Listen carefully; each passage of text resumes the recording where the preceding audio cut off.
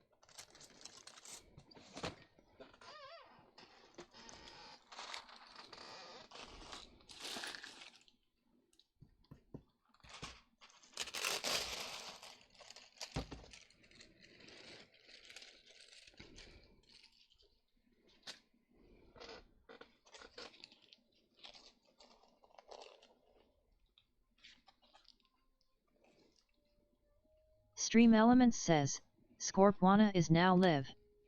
Streaming Star Trek Online, QS Winter Wonderland, Day 23, December 29th, 2021. Blah blah blah blah blah.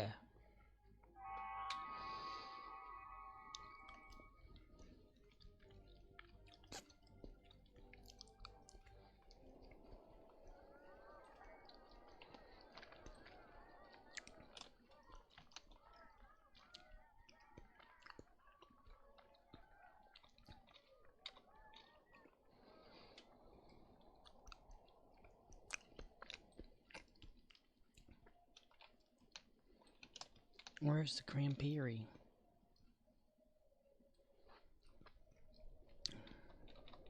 For some reason I thought it said Koskari over here at the side. And I'm pointing in real life. Okay.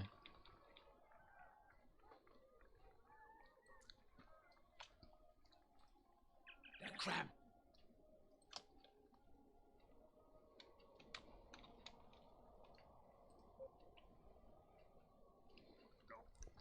Naughty!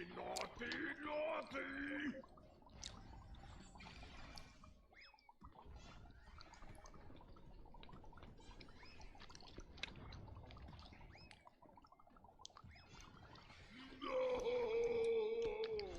Not yet! There are still naughty children! You have been naughty this year! OXNYX053 says, lurking for now, I'm helping a noob on another stream. Alrighty. Cool. Noob on another stream. It's Star Trek?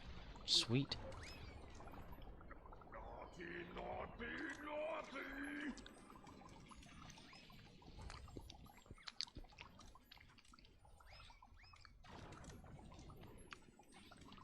CMDR_Rizzle says, LOL super noob. Like 3 days XP. Really? You have been naughty this year. Hello, Riz.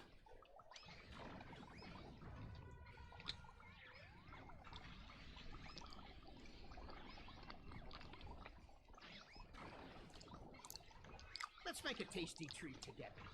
Is it someone that just started playing like Xbox or PC? CMDR_Rizzle says, sup yo. CMDR_Rizzle says, PC. Oh. Are you helping them too? You have been naughty this year.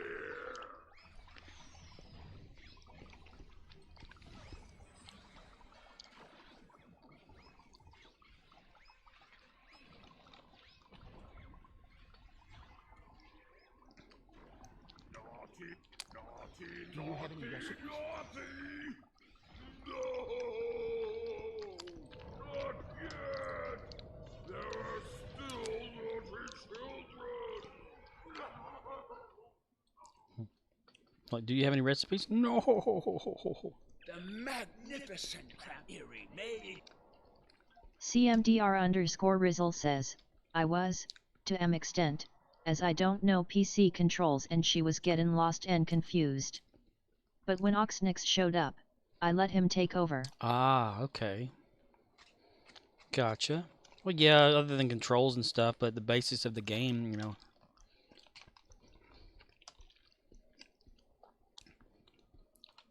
Fantasia Shocker says, just too high stopping in to say hi, going into lurk as I kill some aliens.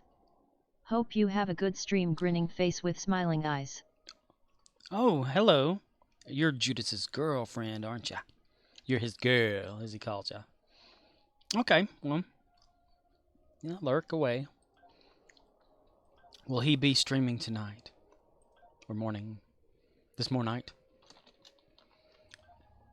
Change character.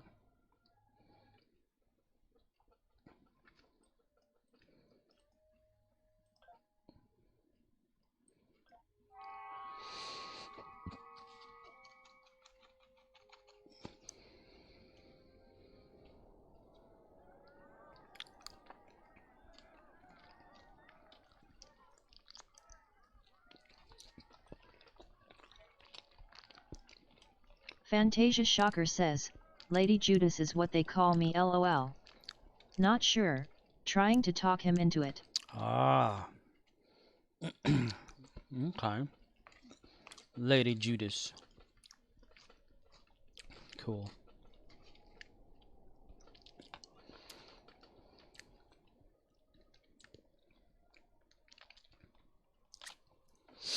Trying to eat and play.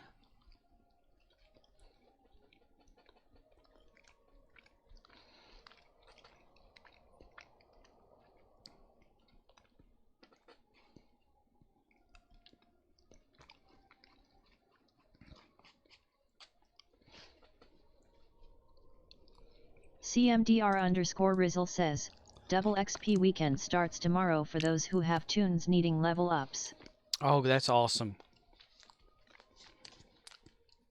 Dude, I keep forgetting about that free Phoenix box.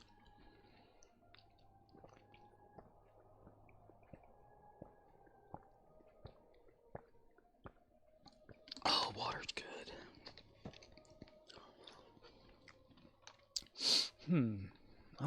All mine are like leveled except... I have a tune that's like stuck in the past. CMDR_Rizzle says, I missed a couple days myself. But mainly by choice. Well, yeah, I normally don't choose to skip it, but I've just forgotten. Hasn't been a priority. It's only one box, right? I mean, we could always dilithium for boxes. I mean, it would be different if we didn't have the option to just get a box whenever we felt like it. You know, like, I don't know about Xbox. It's probably the same thing on there. But you go to the dilithium store, and you go to specials, a Phoenix prize pack right here for 4,500 refined dilithium, or a 10-pack for 40,000. And to some people, getting dilithium is just easier than the way I get it. So they have like hordes of it. CMDR_Rizzle says, same price for us. Yeah. So getting the free one, it's not so bad to miss it because you can always just get you one if you have the dilithium. And be disappointed by getting the uncommon anyway.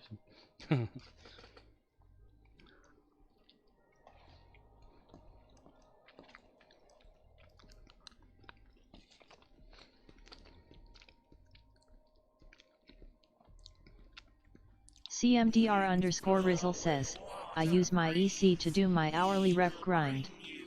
4,300 per hour per tune. Holy cow. It's like 4,300 dilithium per tune. Use your EC to do hourly rep grind.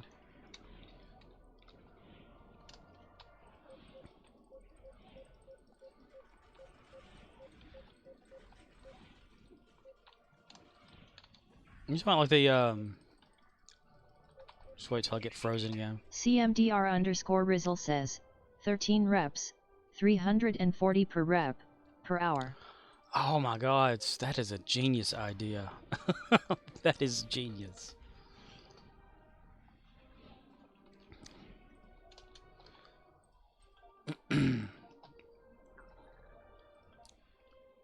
I thought that was just like a daily 20-hour cooldown for the 340 on PC. But then you have the 140 that's like every hour. On, for us, up to 3 times a day in a 20-hour period. So we can only do it 3 times a day to get 140 for each one.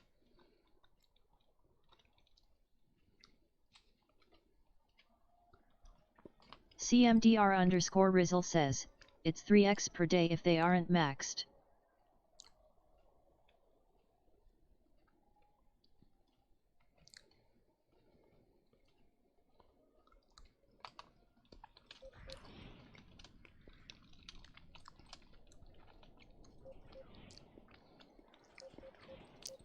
I never thought about that. That's genius. I've been so stupid. Rule all the lands of ice and snow. Nice.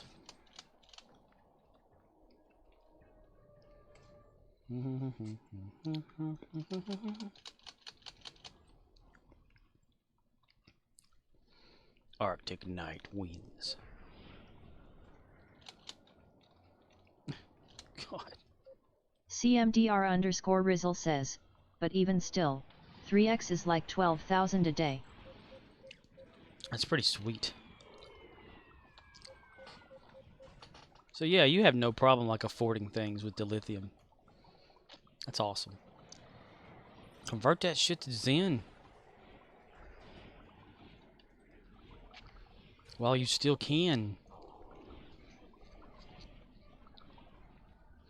Don't want to get into the whole like PC zone right now.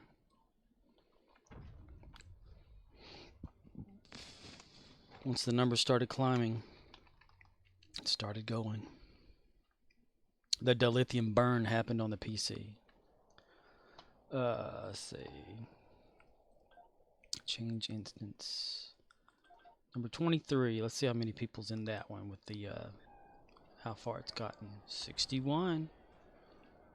Good deal, Lucille Pickle. I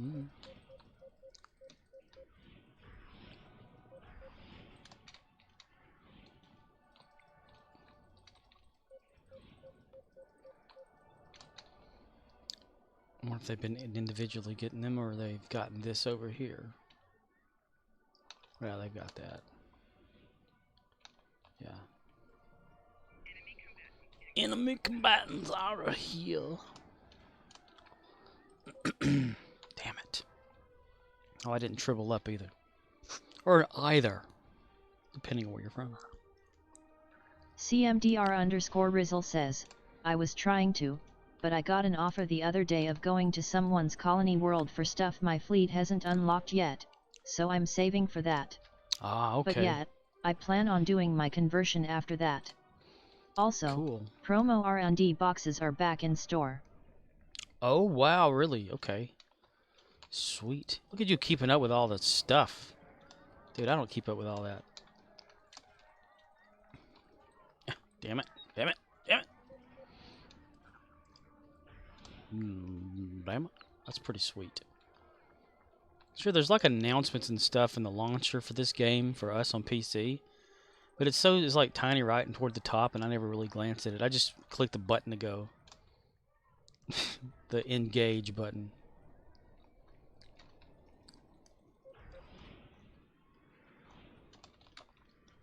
Oh, damn it. Damn it, damn it, damn it. Damn it. I rule all the lands. CMDR_Rizzle says, I got a 4-pack, only got materials. Yeah. What do they have for the promo? Is it like another ship if you get lucky kind of thing?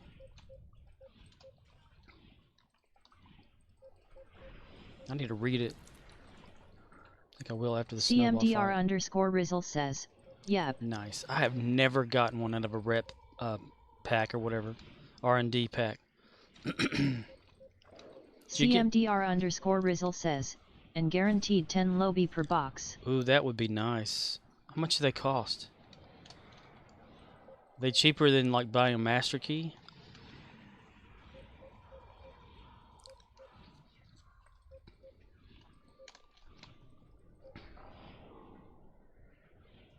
CMDR_Rizzle says, 800 Zen for 4.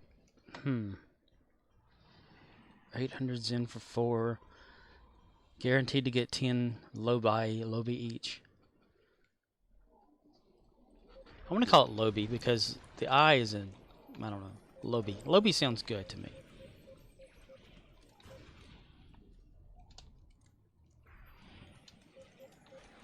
There's tides of ice.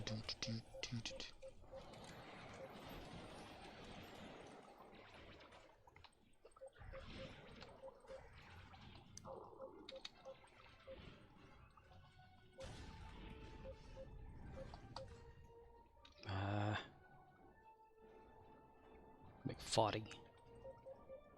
Because usually with like a lockbox, it averages, doesn't it? Like sometimes you can get 6 Lobi or something, and sometimes you can get like what 4 or 10, depending on what type it is and what goes on with it. From my understanding or memory, I'm not too sure.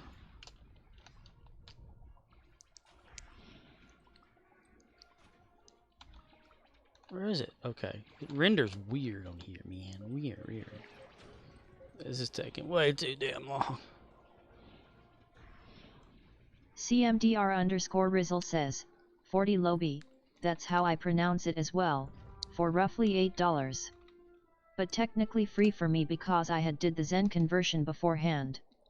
No less than 4, up to 10 or so, average of 4 or 5. Yeah, that sounds about right.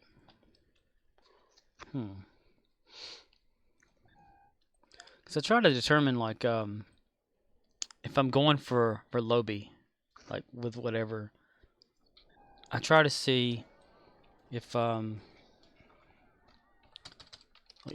it would be cheaper to go master key route just to open boxes versus, you know, R&D when R&D happens. And since it's happening, I do have built up a little bit about I have built up CMDR_Rizzle says, they don't need keys for those boxes though. Exactly. That's what I'm kind of getting at though. The you know the lock boxes, though they give out Lobi, it's a smaller amount depending on the master key and how much is given out or whatever. You know, like what if the master key's on sale or something like that. I forget how much those damn things cost. Or you use your energy credits to buy up master keys off the exchange and use those to save Zen, you know, that sort of thing. But if I'm going for Lobi, I'll try to go the cheapest route that I can.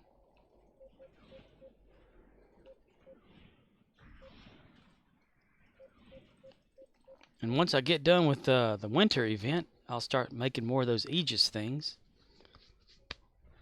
I think the A is silent, so it's Aegis. That's what I've been told, anyway. I rule all the lands of ice and snow. I rule all the lands of tits and ass. I want a run button that just keeps running. Give me a tribble that just causes me to run no matter if I get shot at or what. A run gun. Yeah, let's shoot off something before we get there. So we use it all up. There we go. Hurrah! Hurrah! Oh, shit. Let me look real quick since that's going on. 10-pack master keys. 150. So what's one? Why does it never list that? Items. One master key is 125. So 125. CMDR_Rizzle says, unless you buy keys with real dollars to sell, cheapest way to get keys is to buy off exchange. Yeah. But you need to be EC rich to make it worth it. 75 million EC for 10 keys. CMDR_Rizzle says, or 125 mil for you. Yikes. Yeah. I need to look that up and see how bad it's gotten. Well, if I wanted to go bad enough to get Lobi, I could buy the master keys and because I do have like 300 million on that my main character just sitting there. don't know why I keep clicking to shoot. It's not like it matters.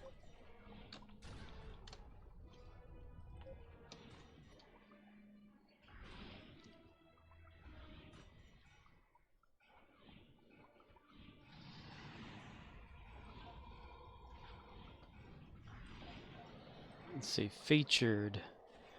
Infinity Promotion R&D Pack Bundle 800 was 1,000. Captain Training discount.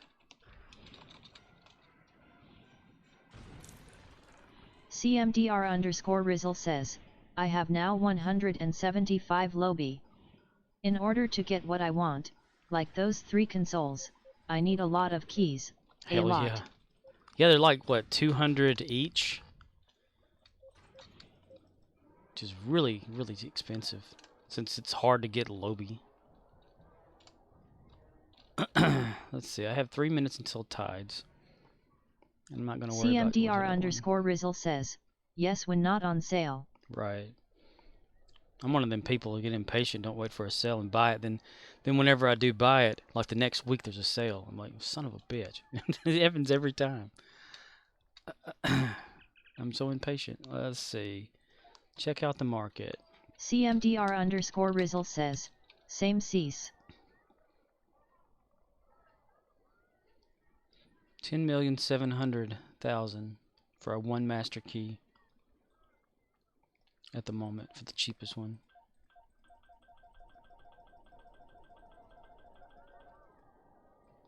I have winter items for a bargain.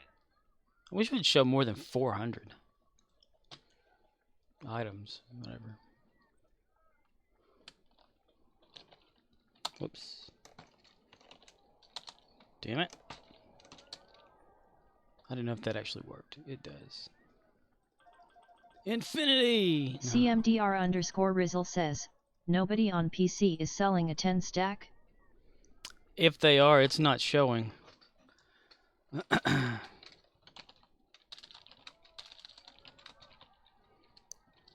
Master keys? No, just key.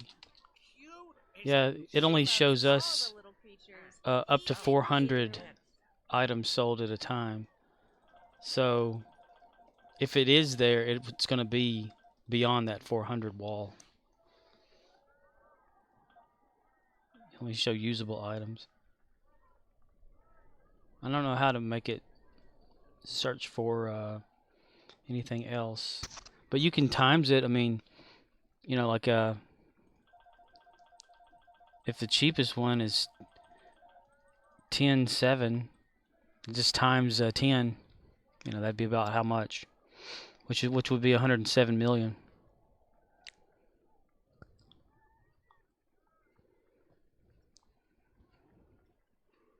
So it's not too far off. People be greedy, yo. And who's got to just buy 1 master key, you know? Not one person. I can guarantee you nobody's going to buy just... If they have the energy credits, they're not going to just buy 1 stack either. They're going to go all ape shit on that shit. Ooh, I got to hurry. Okay, exchange. Well, didn't get rid of that. CMDR_Rizzle says, we don't have different pages, we just scroll down by price. It ends at the bottom at a certain point. Like I'm sure there is more available to buy, but we also see like 1s, 5s, 10s, and 20s. The gate to the Winter Wonderland. They will arrive in 1 minute. So it doesn't have like a next page, it just keeps going until it stops. And I'm sure like there's probably more listings and stuff, but you never get a chance to see them. So when one goes away, it'll pop up a new one kind of situation. Which was a way to narrow the field down. CMDR_Rizzle says, probably. Yeah. I'd like to see the comparisons between all of that. Ooh, Epo, Elder, nice. Conversion unit, store, Epo. Right there, get some of those. And Dyson, accept. Go off of there. Alright, load up Michael Myers.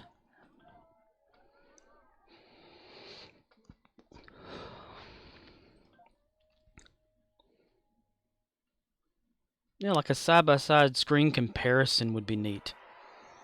Between like Xbox versus PC, like, you know, what are the differences between like what it looks like to, you know, how it interacts or whatever.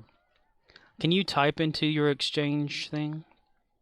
Like what you're looking for and narrow it down according to categories and rarities and all that?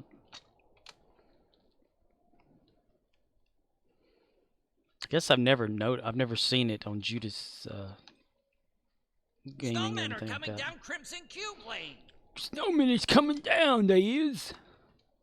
Well, he's gonna have to do something about those snowmen right there. Them snowmen is coming there, Pooh. Snowmen are coming down all 4 lanes. Those bastards! Oh, they'd already broken through there. That's nice.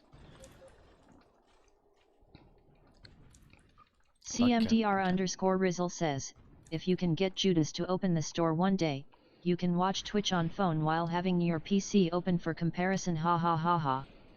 But yes, we can type in whatever we looking for. Okay. That's nice. Yeah, I'll do it when he's in the middle of a battle. Like I did the other day, whenever I was asking him like what kind of like contrails did his ship have and what visual he was using. He was like, hold on, let me get out of combat, you know, and he was like fighting and fighting. He finally got a second. He went in there and showed me, got right back into combat. I was like, I was thinking to myself, I didn't really mean, you know. Says, LOL, but we have a special tab for just keys. Nice. That is pretty awesome. To just have a special one. That means the game developers saw like what people search for the most. But I didn't mean to like make him stop combat to just show me right then. But I appreciated it though, because they were pretty smooth. They were like yellow orange. I like that. Your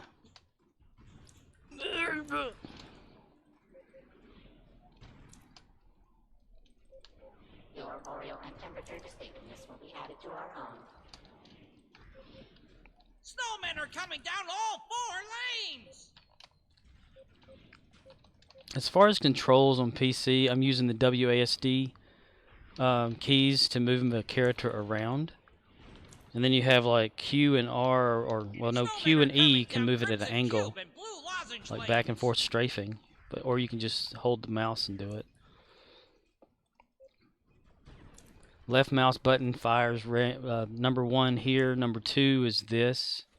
Snowmen are coming down Crimson Cube, Gold Sphere, and Blue Lozenge So you click on something, it automatically fires at that target.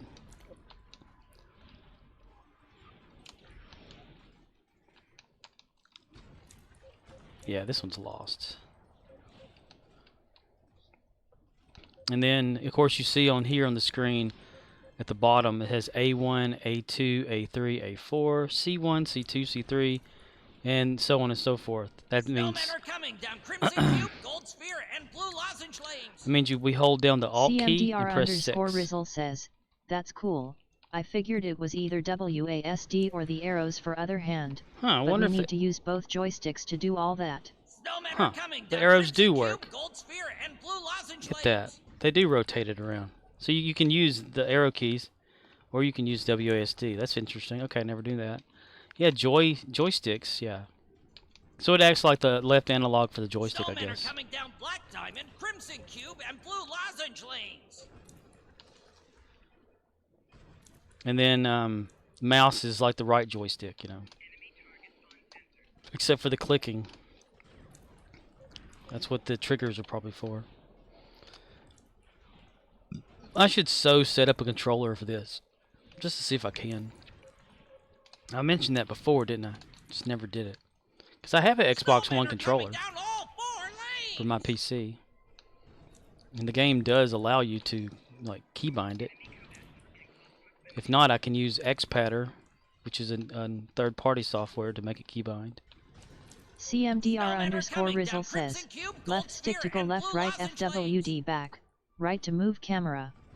Otherwise we run back or sideways while facing front. Right. You're kind of stuck in this view, this thing here.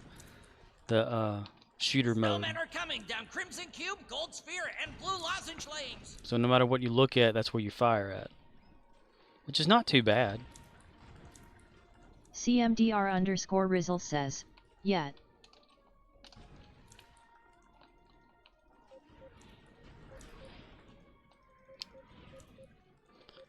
Every time you hear that beeping sound, I'm clicking my mouse thinking it's doing something. Temperature for all species. Other than that, like I was saying, Snowmen are coming down here in all our 4 lanes. hot bar, they call it. CMDR_Rizzle says, but you can shoot and look any way you want. Our target must remain on screen. Yeah, that's one of the things I don't really like about like seeing the Xbox Snowmen are coming version, down all 4 because lanes. they could totally make it like this. I mean, all it is like a mouse, which is like your right analog stick, just moving it around. I mean, once you shoot at something, they go for it. Yeah, we're doing Snowmen terrible. are coming down Crimson Cube, Gold Sphere, and Blue Lozenge lanes. Lozenge. And we can rearrange the screen and everything too. Move stuff around. I like it default for some reason. Like all this down here, like I was saying, in this hotbar, C1, C2, C3, that's holding down Control and pressing 1 on the keyboard to function it if we needed it like that, versus clicking on it. Or bind it to Snowmen something. Are coming down Crimson Cube, Gold Sphere, and Blue Like a Lozenge button. lanes. I never use it though. I do use that. Murdoch's got me using the keybind command stuff that's in the game, where you press one Snowmen button are and the coming whole down tray all goes off 4 by itself. But lanes. other than that, I just for ground I don't use all that.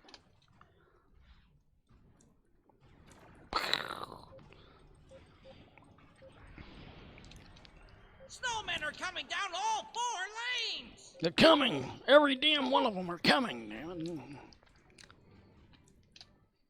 Other than GUI, though,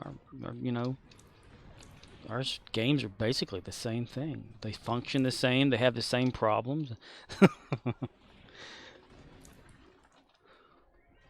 Same errors. Same glitches. Same game developer that doesn't care to fix Snowmen shit. are coming down Gold Sphere and Blue Lozenge lanes. Patch update every other day. Because, coding was wrong or some shit. Nice! Everybody's doing a fantastic job here. Snowmen are coming down Black Diamond and Blue Lozenge lanes. Lozenge.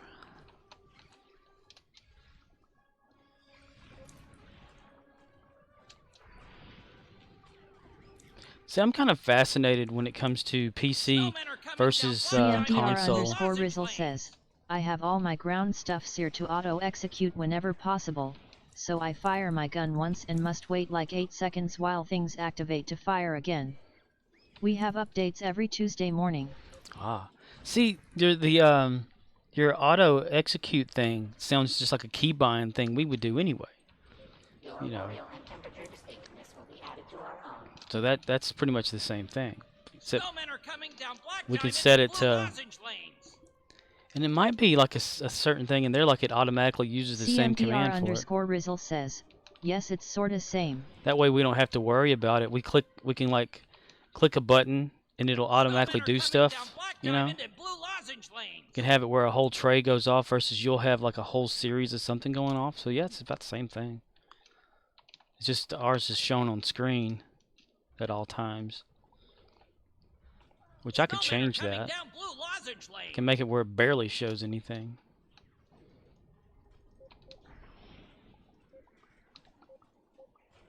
I can get an Xbox overlay.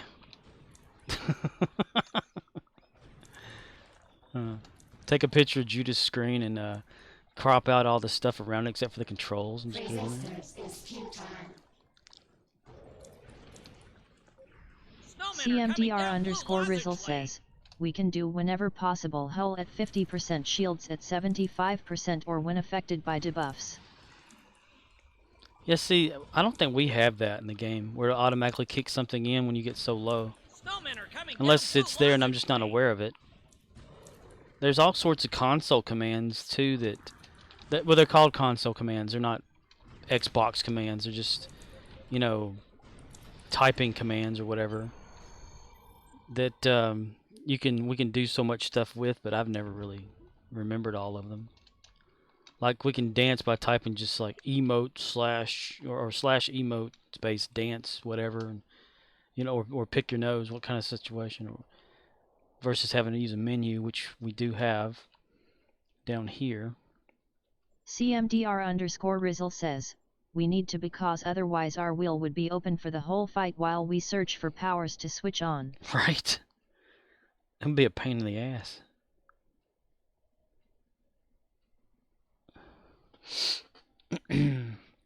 There's all the emotes on this. It's got a list there.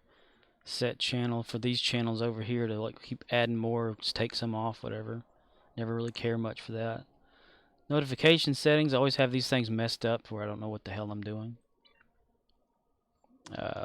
Microphone, we do have microphone or mic capability in game, but nobody ever uses it because they say it sucks. So everyone always uses Discord or TeamSpeak or something. I never use it though, so I don't have a team. Oh, did we get it from Michael yesterday? Let's see. Today is a good day to Yeah, okay, so I need to do Letitia then for that. Great grandparent. But I've always been fascinated with games. CMDR_Rizzle says, I got mine today. Nice. Nice. Yeah, it's a meaningless accolade, but we want to get it anyway, because of the point. Because we're just that special. Oh, damn, I got a bunch of Epos. Son of a bitch. But Crampiri, damn it. Let me get these Epos taken care of. But, like, anyway, I was playing, I can't remember what, it was one of the Splinter Cell, I think, games or whatever on Xbox 360 years ago, and it's the first Splinter Cell game I played. So then I thought, well, this is a pretty fun game. I wonder if it's on PC. So I got it for PC, but I was so used to playing it on console, I got my controller out and I remapped the controls for PC onto that and used the controller to play it. And it never did do right. You know, like there's more options or more random settings and stuff that were different than that because it was more simplified for the console version, you know, because there was less like things to do with keys. Eplement. Oh, that must be an elder then. I know it's an adult. Why can't I do anything with it? Sucks ass. Okay. Got you. Gumdrop. Okay. Alright, I need to... Ah, damn, shit. Okay, assets. CMDR_Rizzle says, I'm sure it's a hindrance. 56 keys on PC and only 8 buttons on Xbox. Right? Stretching them out on Xbox, yo. But then they allow you to use the keyboard, and I want to research like what you can do with the keyboard on Stow on the Xbox. Just for shits and giggles. Like if there's any more like a bonus thing you get out of that, probably not, but it'd be neat if you can map the keys. Because I'm sure that the keyboard would like map out the analog are these keys and this is that, you know, and but allow you to type maybe. I don't know. Maybe that's all it's would be good for is like chatting or something. But Clamp Eric's over at the racetrack. That means he done run off and he over here now. Racetrack. 10, 15, 21.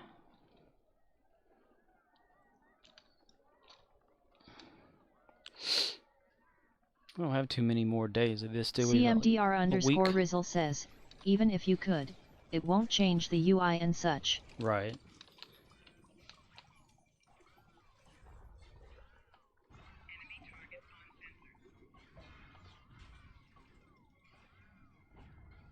You have been naughty this year. You have been naughty this year. You done picked out there and went over there and did that. I want to take the model of the Crampiri out of the game, which I'm sure is possible. I just you just have to figure out how to, you know, like what to use to do it. And have him sit on a tiny toilet reading the newspaper or something. I think that'd be funny.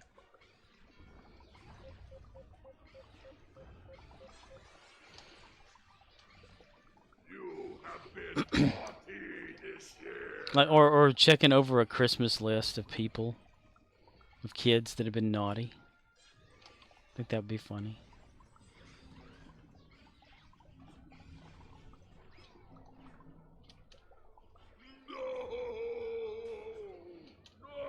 Not yet.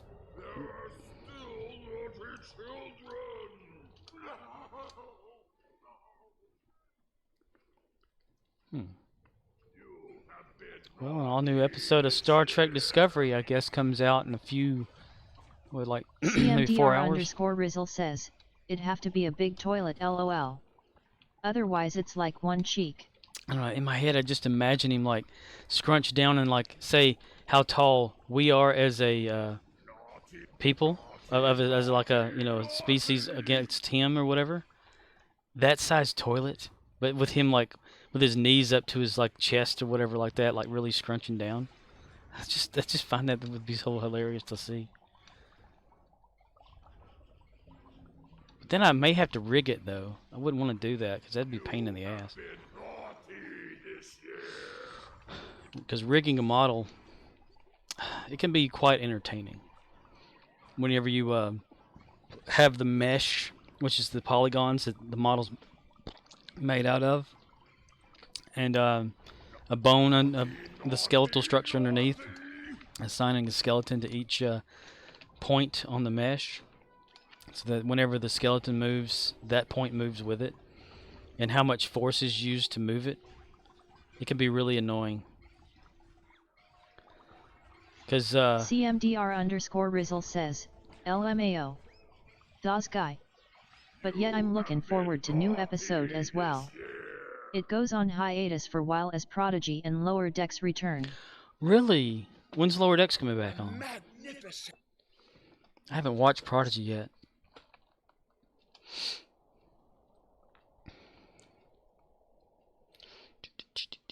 Ukon's Conduct's next. Nice. Here, where? CMDR_Rizzle says, unknown. I shall check. Yeah, you don't have to. I mean, so Discovery's going to go on a hiatus, like a break, and then come back with some more episodes. Are they even? Do they even have one coming out tonight? I mean, tomorrow. Whenever it drops, the next one, because it's never, you know. Yes, it is Thursday when it comes out, but technically, let's see, you're over there on the Pacific Coast, so it's like what, 9:45 ish for you, or no, 8:45. So in like maybe 4 or 5 hours, it'll be available to watch. CMDR_Rizzle says, 845 sir. 845, son of a bitch! What kind of clock you got? No. Yeah, so you're 2 hours ahead or behind where I'm at right now, and you're 3 hours behind Judas. So because he's like what, Michigan or something, the edge of it on the Eastern time zone, according to my listening that I probably don't do well. So yeah, it comes out maybe like 1, 2, 3, 4-ish, 4 hours ish is when it's gonna be like drop on CBS Access or whatever. Hint, hint, wink, wink. Watch it somehow. Which I'm kind of interested in this season. I mean, I thought, you know, oh wow, here we go again with something big, you know, a problem. But when they said that the galactic barrier, that got my interest up, because that's been mentioned a lot of times throughout Star Trek. You know, I think Q even had something about galactic barrier he talked about.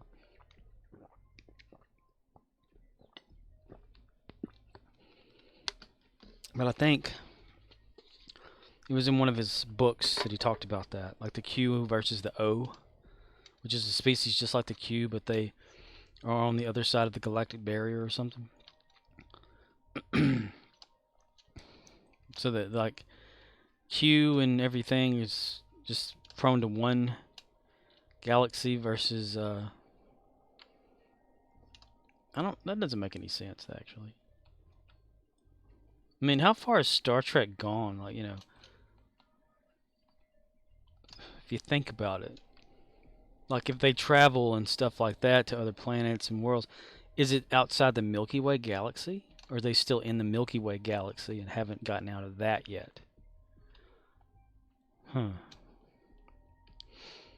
I mean, if our little Voyager, not Star Trek Voyager, but our own little Voyager spacecraft is pretty much out of it now, or right at the edge of it. But it's at the edge of one part of it, so it's not the edge of the rest of it, because we're on the edge ourselves, so it probably went that way versus inside. So there's probably, it's probably the Milky Way galaxy, or what we call Milky Way. I wonder what other species call it on Star Trek. I've never noticed. Now I'm questioning everything I know. No. And then they had, it was an episode of Star Trek Original Series where some scientists or something went to the galactic barrier and got special powers or something. And they tried to, take over the ship, the Enterprise, and tried to kill Kirk and all that. And then one of them stopped the other one or whatever it was. So galactic barrier, Wouldn't it be kind of cool? CMDR_Rizzle says, as of right now, this new DMA in Disco is the first thing to appear from outside Milky Way. No Trek has ever left here. Voyager went the farthest, Delta QDT. But that's just other side of galaxy. Okay, yeah. Because I guess, like, because, what we learn in school or something, right? We're, like, on the edge of one of them or something. Or before the Mandela effect, we were here, but now we're over here. So, I don't know. But, we're, like, on the edge of an arm of one versus the rest of it's, like, massive. So I guess so. So everything in Trek has always been in the same galaxy. That's interesting. And if this is at the edge... But galactic barrier as in galaxy barrier? Like, wouldn't that just be empty space? Or, like, the outside of space? According to what we know in real life. We need to build a snow conian. Like, collect ice and syrup and deliver it to the town center. If this alien or whatever, something, whatever's behind this thing is from a different galaxy, did they travel from their galaxy to our galaxy, or is their galaxy like just at the edge of ours for some reason? CMDR_Rizzle says, nobody knows. We have a satellite out there, but it's gonna take decades to get data from it. I know, right? Sucks ass.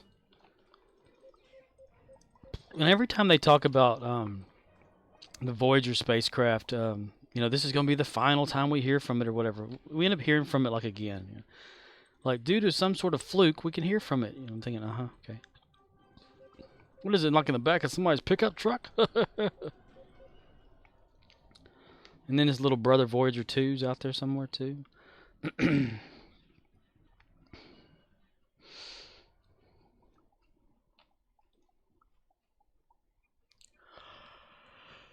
Since right now, oh, damn it! Every time I want to talk about something, I yawn.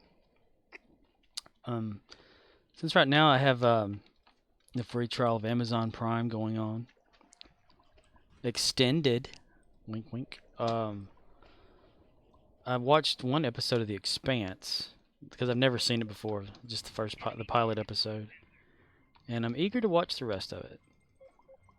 And of course, there's that Wheel of Time thing. So, and I saw that you can download it onto an app to watch it later.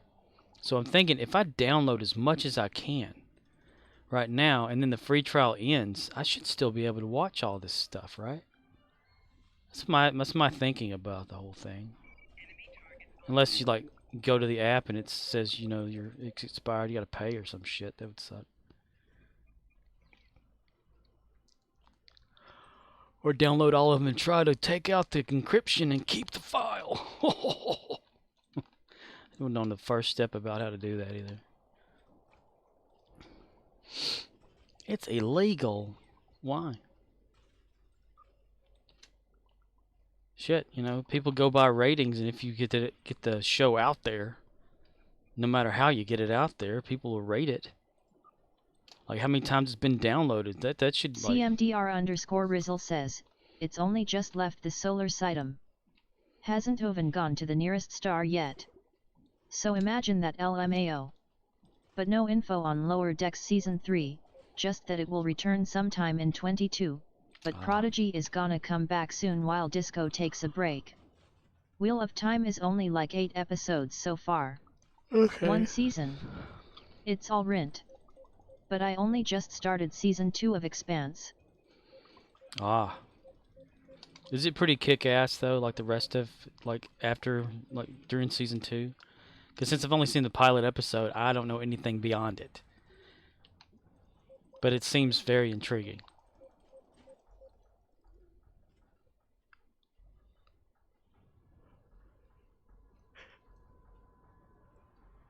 I don't even know how long the episodes are.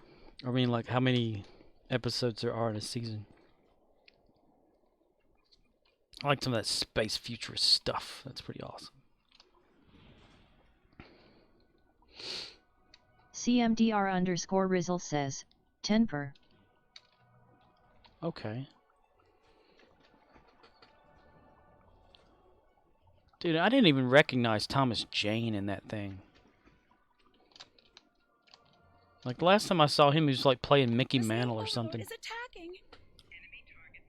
Or was it The Mist? Stephen King's Mist. Something like that.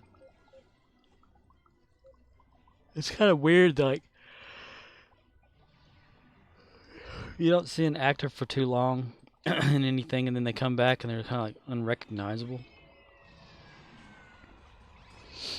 Because you haven't seen them change, you know? Haven't seen them age. It's like back... CMDR_Rizzle says, OTS good, I like it. More like how things will be for us as we are going so far. Nothing like Trek LOL. Right. Fantasy Utopia. But yet, I only know him as the Punisher. That's right, he did play the Punisher. I remember that now. Yeah, he completely looks different now than he did in that. Of course, you know, he was younger, but I guess that does have a factor in it. Wasn't he the first one to play live-action Punisher? There's been like 3 people, I think, that's played it. You got Walking Dead Shane. CMDR_Rizzle says, he a old ass man now LOL.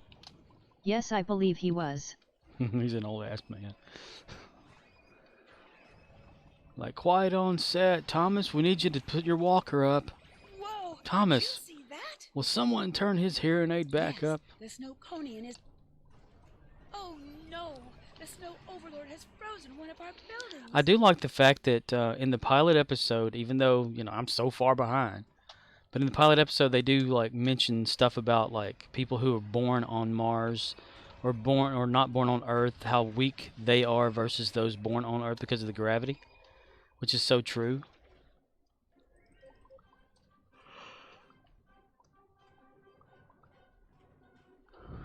Just imagine. In the Expanse, they have not developed grav plating yet. Not like on Star Trek. I always wondered how that would work. CMDR_Rizzle says, yes, it's mentioned again later. Nice. It reminded me of that movie with the kid that was born on Mars and he like sneaks off to Earth and he can barely function on Earth. Just imagine how much gravity affects how we develop, you know? It's like whenever they had this thing called the science of Superman and how it's physically possible that someone would have part of those abilities if they were from a different planet with a different gravitational force. You know? Like not the heat vision and all that stuff, you know, or whatever, or super hearing, but like you know, running faster, jumping faster, being stronger. Kind of like what was that movie about the dude who went to Mars from Earth and he was like super powerful as like JC. His initials were J and C. because it's supposed to be like a thing about Jesus Christ, you know, something like that. But it was Please stop Damn the it. snow overlord Can't remember. before he freezes another building. John Carter, was it? Where he had like the ability to like jump really high and all that. But in the Science of Superman, it's like a little documentary series with actual scientists and stuff. CMDR_Rizzle says, if Earth is 1 gram, and on the moon we are 1/6 our weight, imagine Mars. It's the math, but I think it's more similar to moon as Earth. Yeah. Yeah, there's gravity is less there than it is on Earth, so yes. If you were from Earth and you went to Mars, you would be able to jump a little bit higher, you know, weigh a little bit less. But other than that, you wouldn't like launch yourself into the air. CMDR_Rizzle says, 1 gram SMH. 1 gram. 1G, yeah. This damn text-to-speech thing is hilarious. But yeah, so like if Superman were from a planet more dense with more gravitational pull and all that, and Thank you for your help. you know, The villagers would like you to not have so much this born there, reward for but saving if he were our raised into manhood and then left there and came to Earth, yes, he would have the ability to, like, you know, be stronger, jump higher, run faster, but not as fast as like he is in the shows and movies and stuff like that. Competitive race.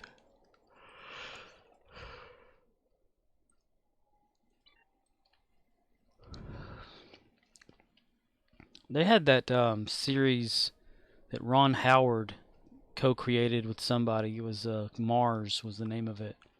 It was pretty interesting how like, because it was like a, I don't know if you ever watched The Universe, like those the documentary things about the universe that they have all the scientists like Neil deGrasse Tyson and all these people that just talk about like how it would be and the math of it and the science of it and stuff. It was a mixture between that and actual like fiction or something, where they would have drilling rigs on Mars and all that kind of stuff and whatnot. It was pretty interesting. I find it fascinating. Mars fascinates me because it used to be just like Earth, according to science. It used to have running water. It used to have an atmosphere that was breathable, the same as this one. Hell, if you believe a lot of the, you know, the CIA documents and stuff like that, it used to be home to a previous intelligent race that could have seeded us here. You know, that's what's fascinating to me. According to certain science. Peace is good for business. Peace is good for business. Because they have, like, what is it? It's panspermia is one theory of life versus, you know, the God belief, you know. CMDR_Rizzle says, right. And they make the astronauts exercise on the space station to keep up muscle mass. But they still degrade. If you went somewhere else with less, you wouldn't get any work done 'cause you'd be in the gym from wake to sleep. Yes, I watched some of that. Fascinating. I watch Ancient Aliens all the time. I have yet to ever watch one of those episodes. Is it really good?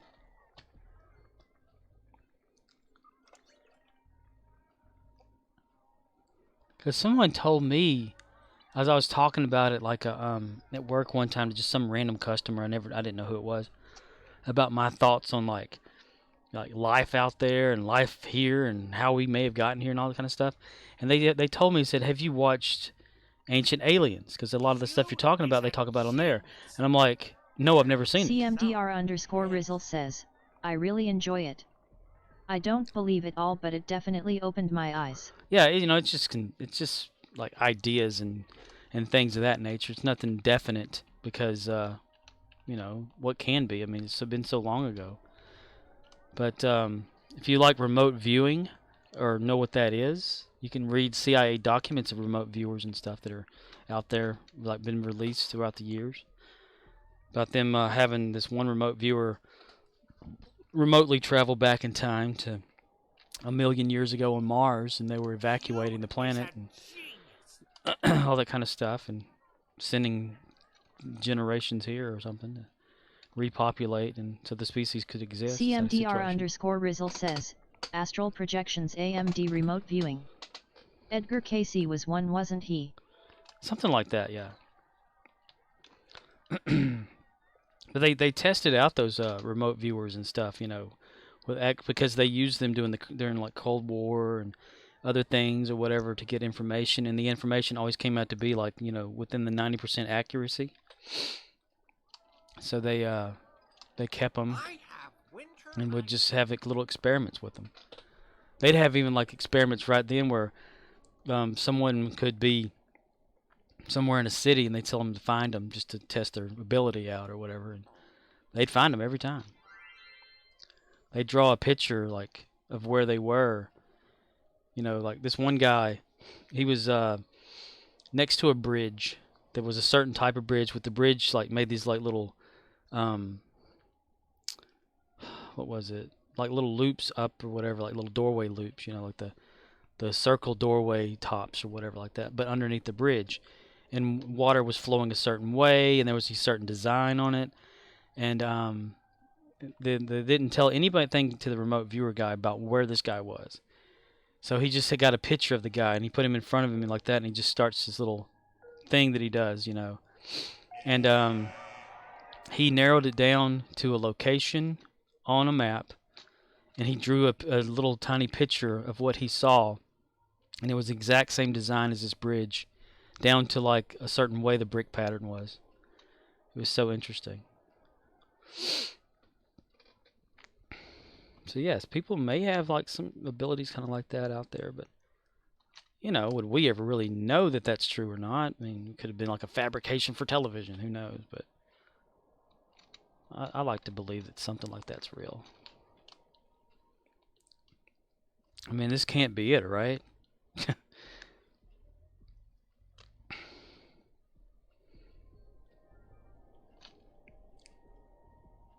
Oh, sometimes you can click on the second one.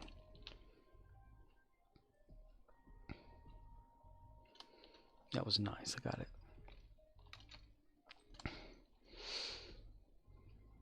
I always like that unworldly type stuff or whatever.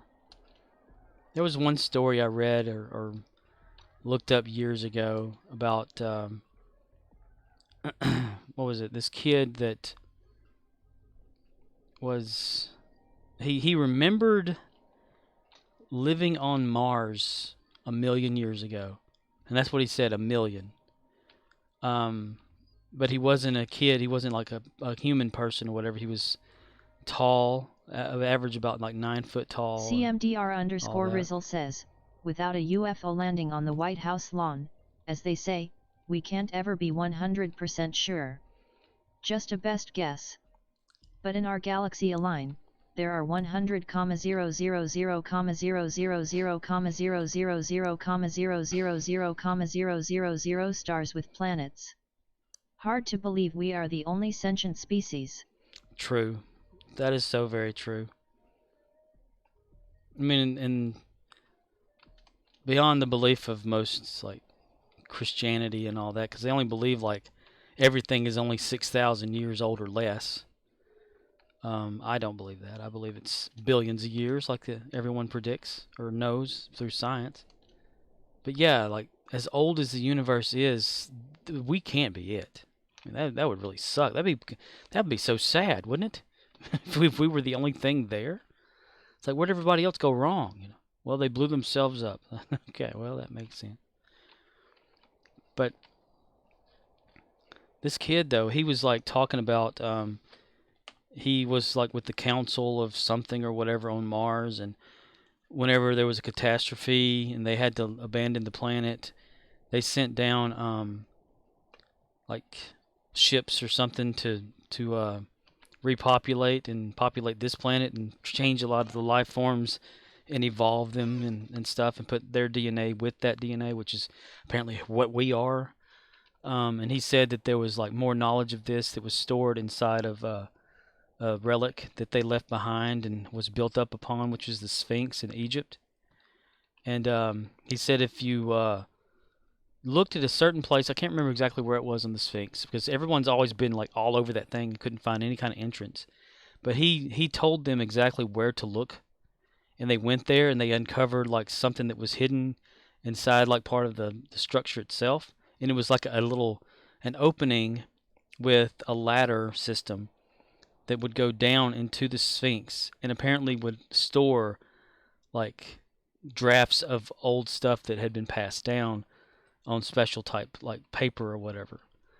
And they found the entrance, but they never said what they found inside of it, because then all of a sudden the Egyptian like archaeologist guy that's in charge of all that told everybody to stop, and they couldn't go down there and look or whatever, because it would like probably break the belief system of what the pyramids mean over there in Egypt or something, according to sources, which I'm just quoting third party stuff, not my own. But I always thought that was fascinating. Like, what if he went down there and he saw all this kind of like scientific stuff and futuristic whatever, and he's like, damn, my whole like belief system's been for nothing, and or whatever. So he's like, just don't let anybody else down there to see it.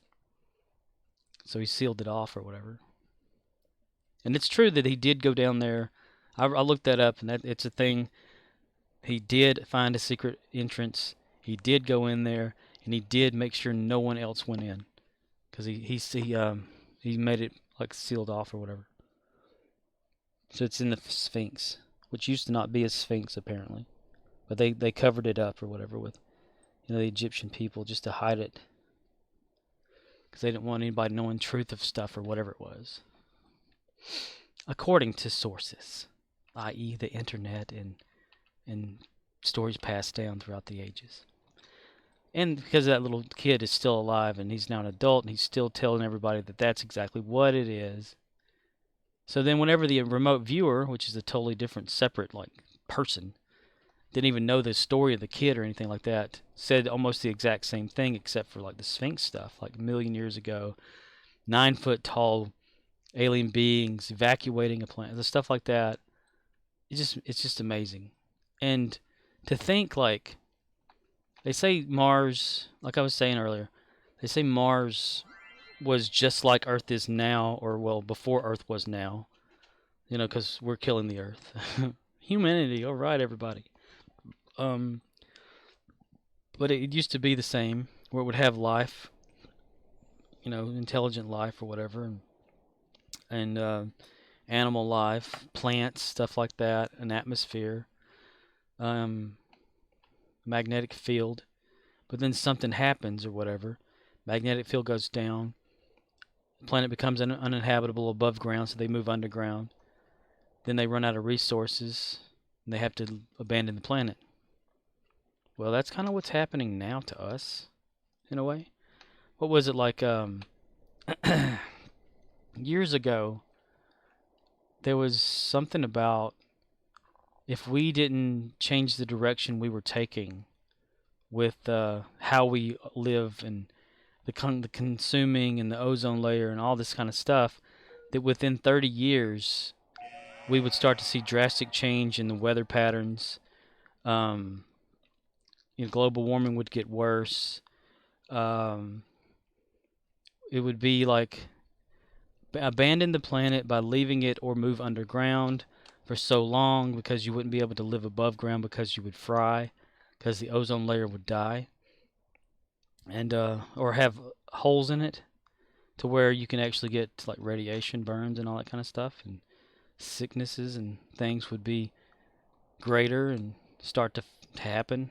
It was like predicted years ago by scientists and stuff, like this is what's going to happen if we didn't change something, because we were constantly like killing the planet. And so, hey, all of a sudden here comes COVID to put us all in our place. Like world leaders got together, and geniuses and all that kind of stuff, to say here's how we can make sure that we can survive a little longer. Let's kill half the population of the planet. Because Bill Gates was talking about that stuff way before it ever happened. That's why everybody thinks he's behind the COVID thing or part of it or whatever. according to what I've read, and watched, and stuff. Who knows? Who knows? Man-made or genetically created by Mother Nature. The planet telling us hey. Because I thought it was pretty awesome that, like, while we're all in, like, quarantine situation, although Earth was actually healing. The ozone layer, they did, like, one of the topographical, like, graphs or whatever they do with to find out the ozone layer's levels. And it was actually, like, the big spots were starting to shrink, over the course of that year. And, plant life was actually starting to flourish in places where we were no longer trampling or whatever. And even like the canals over there in Italy were clear. You could see the fish. I mean, that's pretty interesting. It's like the earth was healing because we weren't a part of it. Because we were like isolated away from it. And I think that's pretty awesome. It's good for business. Which means humanity is a cancer. The best way to do that, we deal with the cancer, is to kill it. So there you go. The Earth's trying to kill us. Because we're trying to kill it. By inhabiting it. Anyway, just a bunch of random information. I've talked about it several times before. It's probably not true. It's probably not real. It could be whatever it can be. Did I do that yet? Nope. Okay. I just think it's interesting. That we'll never actually know. Because the only thing we know is what we want to know. What we think we can know. CMDR_Rizzle says, I can't type fast enough to keep up. But, yep, LOL. I'm sorry, I do ramble. Yeah, well, I'm guessing whenever you're trying to answer something that I'm saying, I change to over something else. Like, keep talking. I don't give you a chance to answer. I'm so sorry about that. I ramble. Especially if I get on subject topics or certain matters or whatever.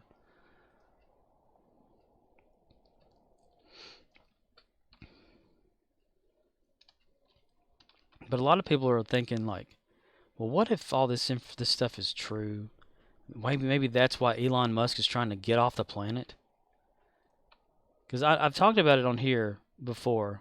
About the story of the alien Kree. CMDR_Rizzle says, had like 2 or 3 replies all typed out then deleted cause I'm limited to 500 characters LOL. Oh, that sucks being limited. Damn. Dude, I hate that. Come fish.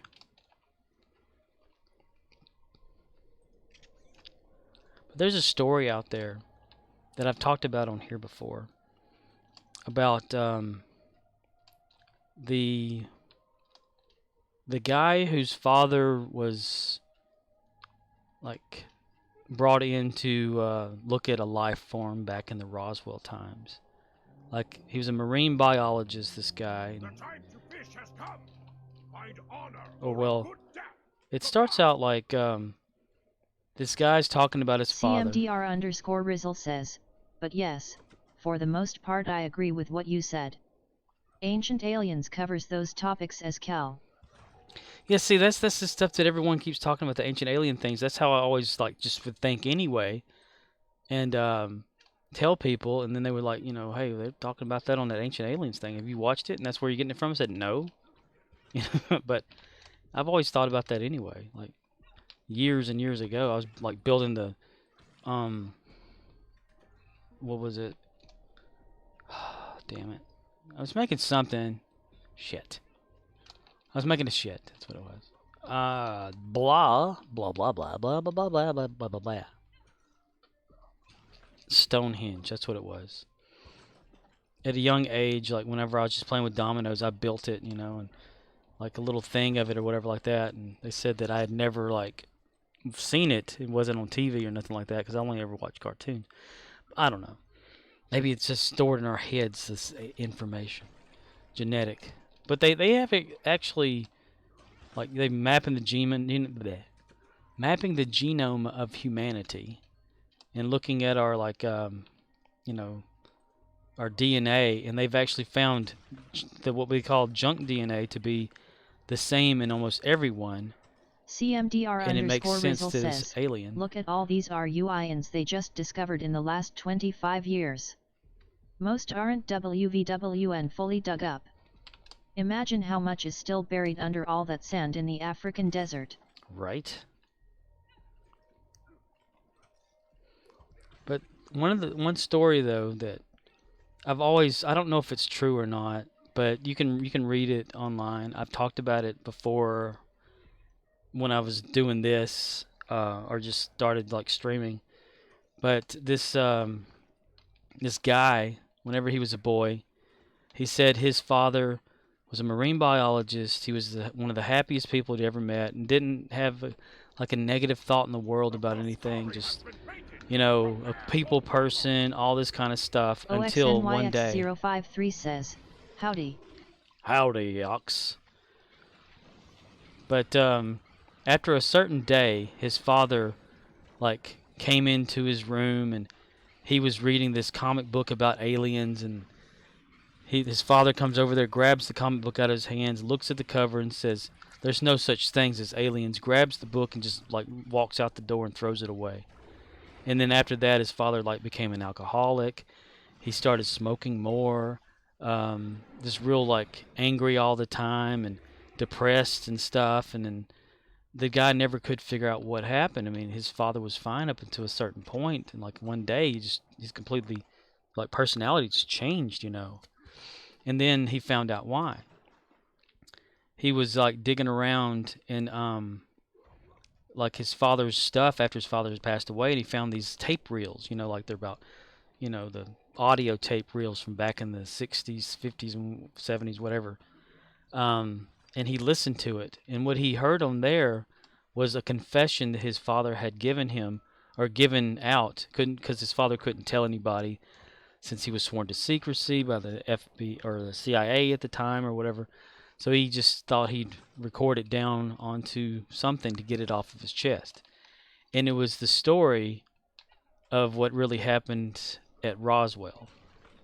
And since this guy was a marine biologist, the CIA like talked him into like hired him to come look at something. And whenever he like got blindfolded or whatever and taken to this area, and when he walked into a room, he saw this like grayish creature with a big head, big eyes, you know, small mouth, no ears or whatever, frail, skinny, small thing. And he walks over to it, and the thing looks up at him, and it says, CMDR underscore Rizzle says, the Greys. Yeah, the thing looks up at him and says, "Help me, they don't believe I'm human." And he said like he said his heart sank whenever that happened, like, oh my God, what is this thing talking about? And he asked this thing like, why, you know, what was it talking about?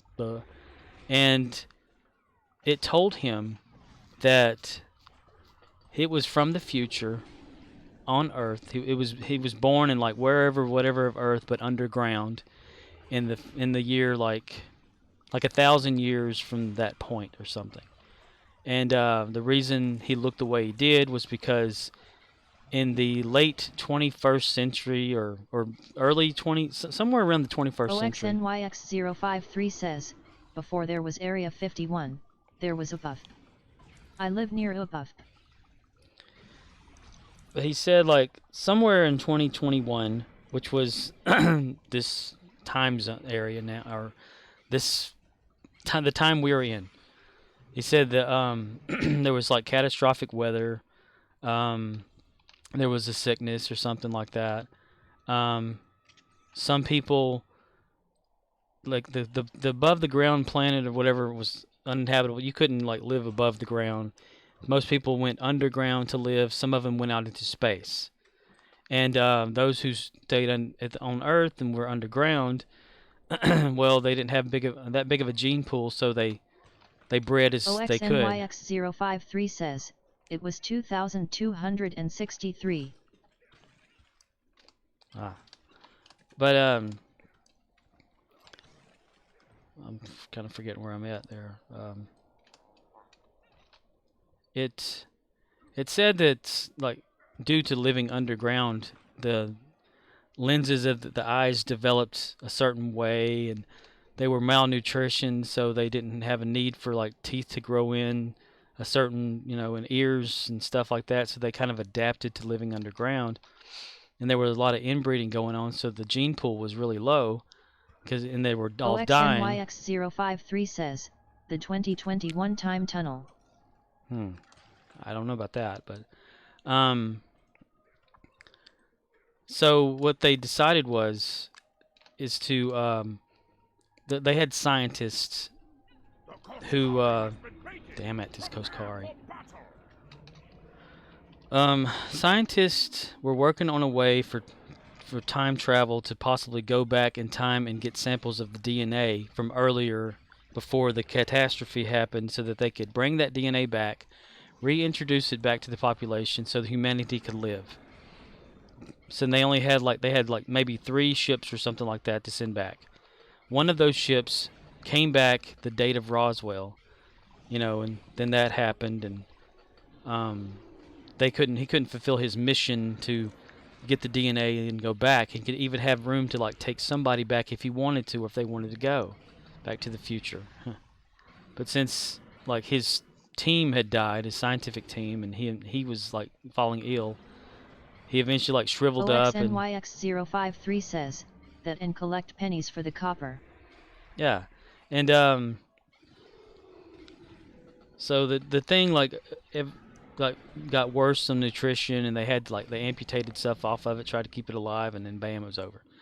So that day that this marine biologist guy went there, and then all that happened, it's like his outlook on the future just died. Like he was like, if this is what we become, what's the point in living? So he just started drinking himself to death. And if it's true, then that's like we doomed ourselves by like not helping this thing out and trying to study the technology versus, hey, yeah, here you go, good luck, It's like a vicious cycle. And that's apparently what like some of the UFOs and stuff is like the craft that were engineered 1,000 years in the future or something. But if that story is true, I don't know. It's on the internet. There's a link to it out there that I've posted several times throughout my time streaming. But it's just one of those fascinating stories I like to read and stuff. And the only reason that like this dude's son posted it out there is because he said the government was after him to not let people know about it. But what's really interesting, this all happened like the story came out way before like weather was getting too bad or the pandemic happened and all that. And it's kind of gelling together with that whole thing, like the timeline. I mean, because after that's when I was watching like the Nerdist, that dude Kyle that did the Nerdist or whatever like that. He has his own like channel now, but he had a special episode about what we need to do to change how we are. OXNYX053 says, I am aware of the story. But we've already changed enough that the current back-phased people are no longer certain of the future. Oh.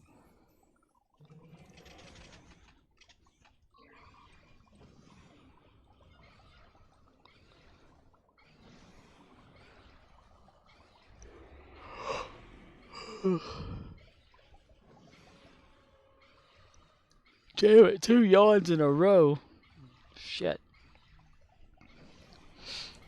But yeah, I don't know. You're talking about like also the Nerdist whenever that Kyle dude was talking about like if we didn't change things within like the time frame. OXNYX053 says the benchmarks that they speak of are past and different.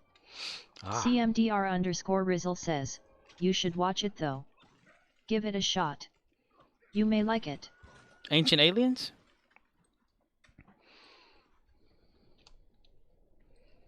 I got a lot of stuff I want to watch. Damn it, I have a fucking job.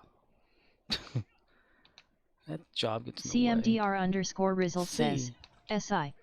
SIC. I had been meaning to. Because whenever someone told me about it, I was like, I've never seen that before, never heard of it, you know. Never watched anything of it.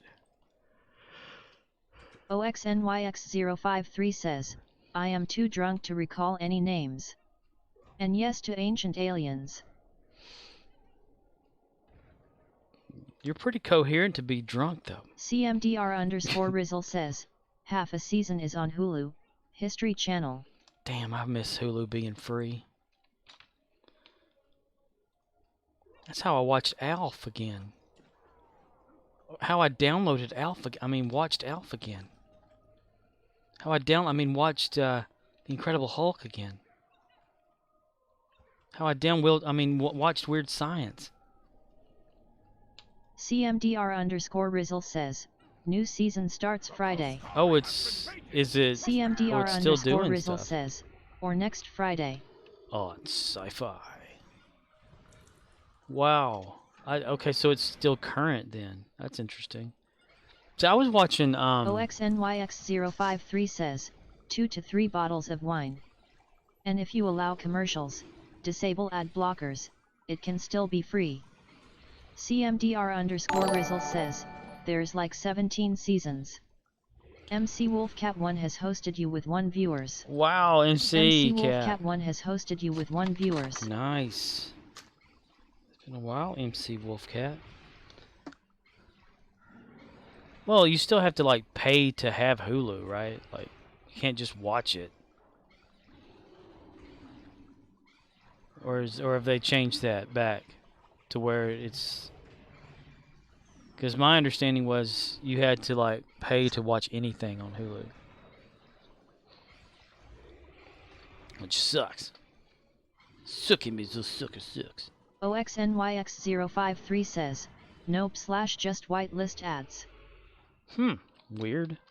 Okay. CMDR underscore Rizzle says, it's like $6 a month, but I got it in the Disney package with ESPN. You one of them there fellers that got that ESPN, can hear people talking. MC Wolfcat, thank you for the host. Hope all is well in your world.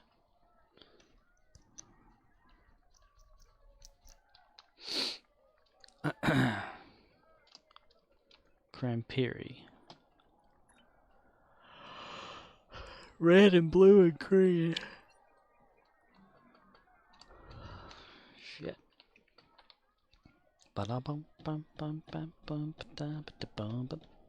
CMDR underscore Rizzle says, it's dumb though, cause I already got ESPN, and even with ESN and I still need to pay extra for UFC and boxing PPV.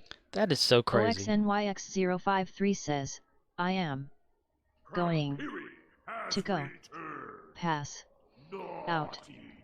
MC Wolfcat 1 Okay. says, no problem Glitchcat Coolcat DXCat Blood Trail Hyper Tiger.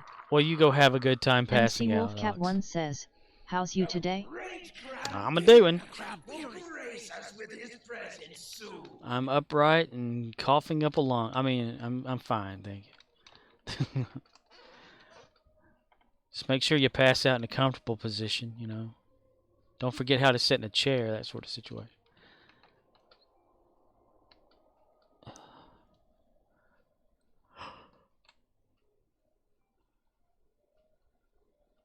This armor reflects something underneath the lake, making it appear a pinkish purplish color. It's like a reddish pinkish purplish color. You can get off of the lake, get away from it, you're fine. You get closer to the lake, it starts to turn. You have been naughty this year. I have not been naughty this year.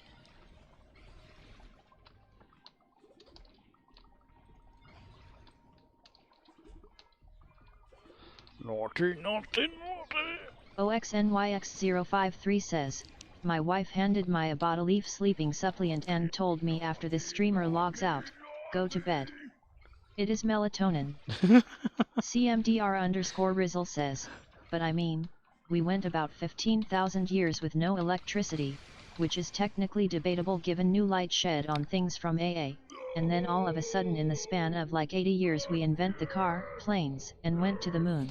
Right. MC Wolfcat1 says, been watching you for a while, I haven't heard any coughs though. Looks at Scopair suspiciously, straight face. No, it's supposed to have been yawns.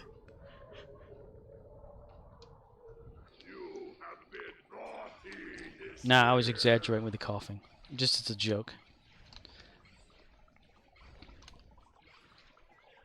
Yeah, that is kind of strange. Yeah, you know, like even whenever Nikola Tesla and stuff was like, you know, making things or whatever, he was predicting like what he could build and what could happen, what could do this, that, and whatnot. And then after like one certain time, boom, you know, it just bloomed. We were able to do so much stuff.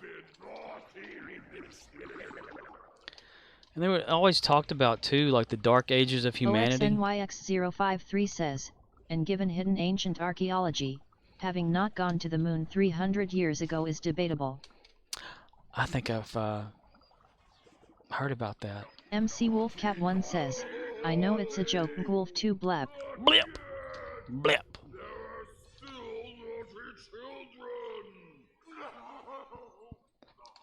Wolfie, do you have this in this accolade of getting presents on your character? OXNYX053 says, being that it is described in certain old texts. I mean, described and taken out of certain old texts?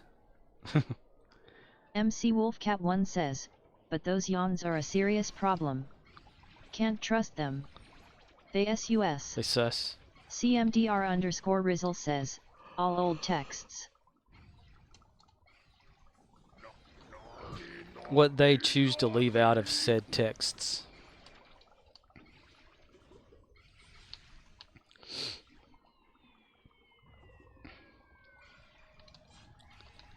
What if time is just layered upon itself?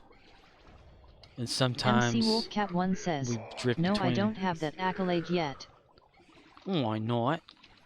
You can still get it. CMDR_Rizzle says, like I said, there's more to it than that. OXNYX053 says, all old texts are sus, but all old texts have some grain of truth in them. Right. And they also have whatever the victor allows to be read as well. Their version of the truth, in a way. Which is why I'm very suspicious, since we're using that a lot, about a lot of things written way back when, you know, about factual things. Wasn't it something like, I read it somewhere that... OXNYX053 says, perception bias. Yeah. Something about like 300 years of human history was fabricated, and the year just changed 300 ahead just to make it look like we were farther along than we were. I can't remember where I read that at.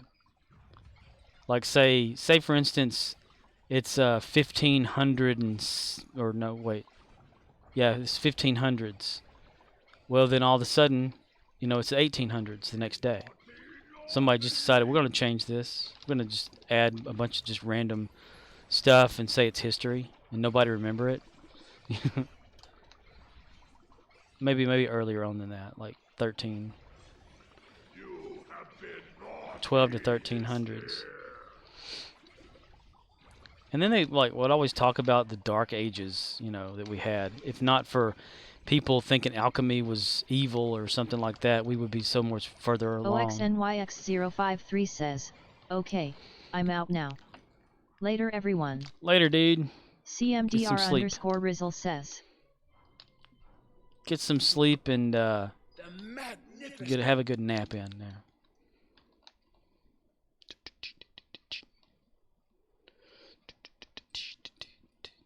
snowball fight. But yeah, a lot of that stuff's CMDR always underscore Rizzle says, have you heard of the Samarayans AMD the Anunnaki? Yes, the Anunnaki, damn it, Anunnaki, and the Sumerians. Yes, I have. That's a fascinating like tale of events, isn't it?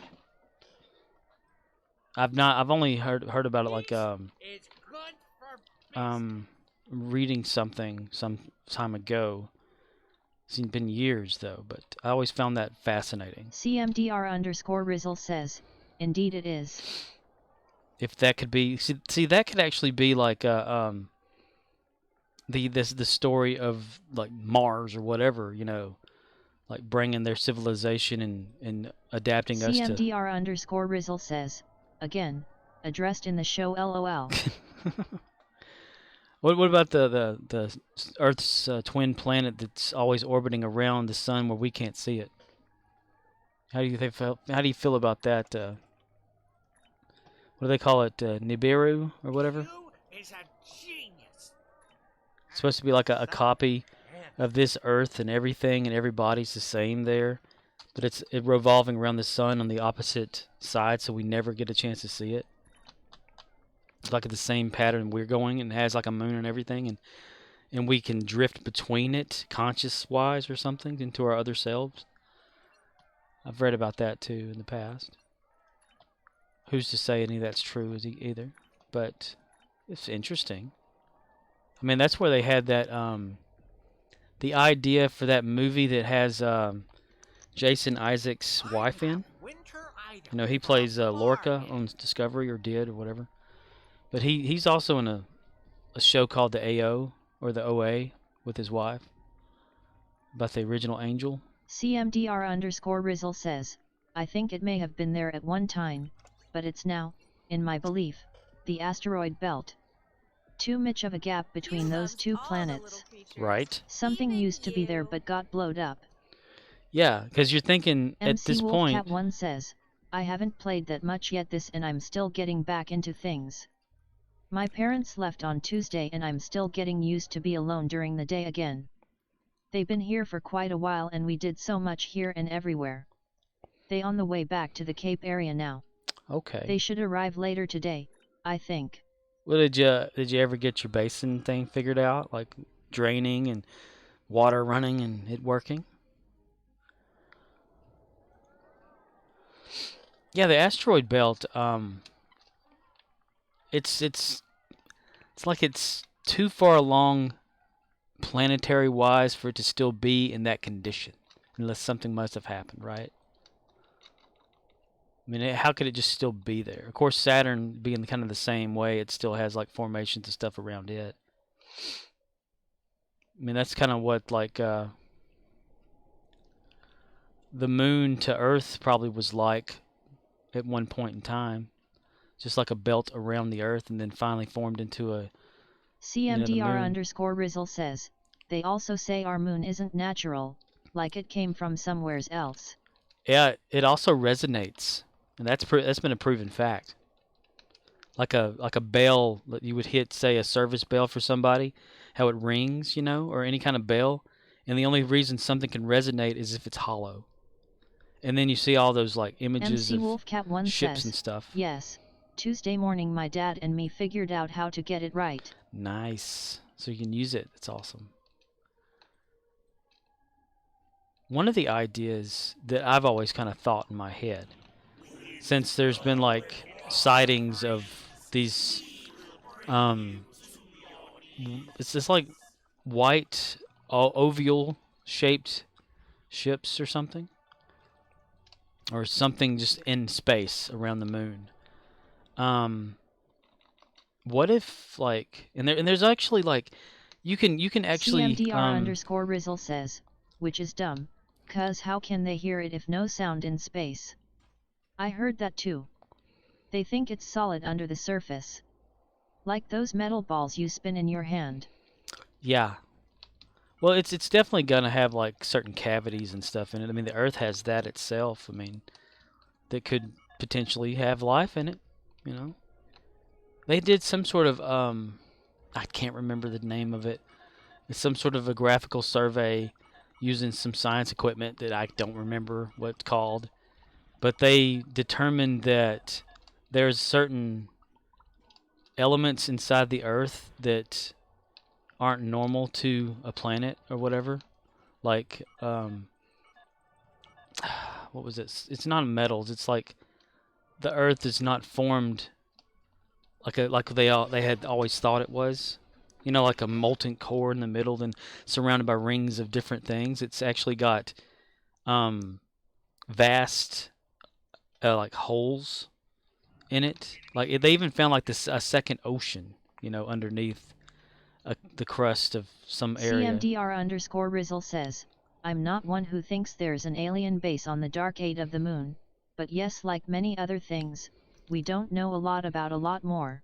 Right. But there's you can even get on like Google Earth and go to the moon, and on certain places on the moon, it's been photoshopped. Like you could definitely, it's jagged photoshops. Like they copied like a one line and just like just blurred it all out.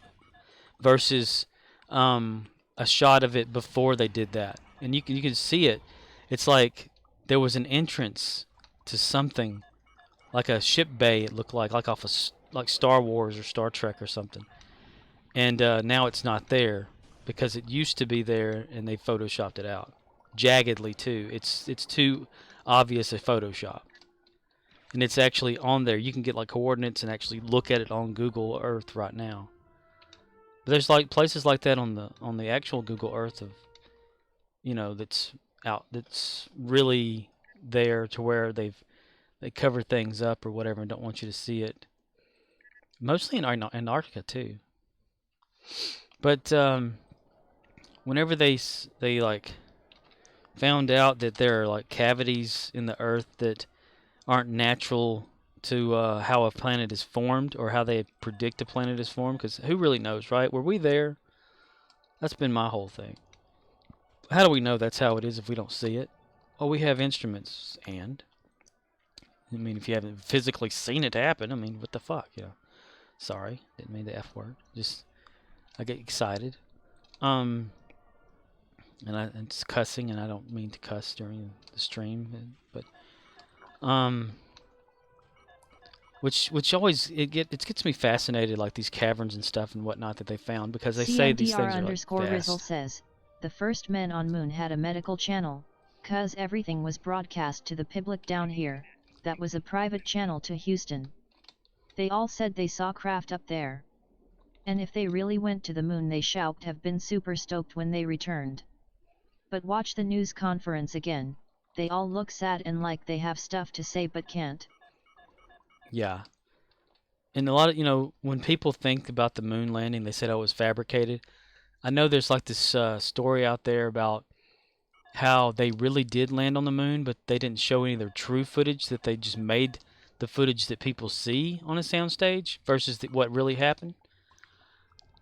I mean, it's kind of odd, right? They knew at a time already that the moon faced the Earth all the time in a certain way. Why didn't they schedule a lander to land on that face and plant whatever they were going to put up there so that we could actually see it from here using telescopes? I mean, they had telescopes back then when they did it. So, and why choose the backside of the moon where we can't see this flag, you know, or whatever? They chose a spot nobody could see. And that's why everybody's like, they didn't really do this. And then, you know, Mythbusters, they had like a thing about proving the moon was, like, they did, the footage was real and they did like go there. They went to a telescope place, I don't know the damn name for all this stuff, but they were able to shoot a laser beam up to the moon and hit reflectors or something that proved like that we had actually landed on the moon and placed those there, so that we can always get like an actual, like, how far away the moon is, like a measurement at all times whenever the moon hits a certain peak in the sky and is aligned with this satellite, or I mean aligned with the telescope. And it's getting like about what is it, like a centimeter or two away every year. Then there was talk about they nuked the moon one time. CMDR_Rizzle says, they used to be right about public hysteria and such. But nowadays I think we are more open to the idea. Disclosure is coming. Yeah. Yes, I heard about the mirrors and lasers.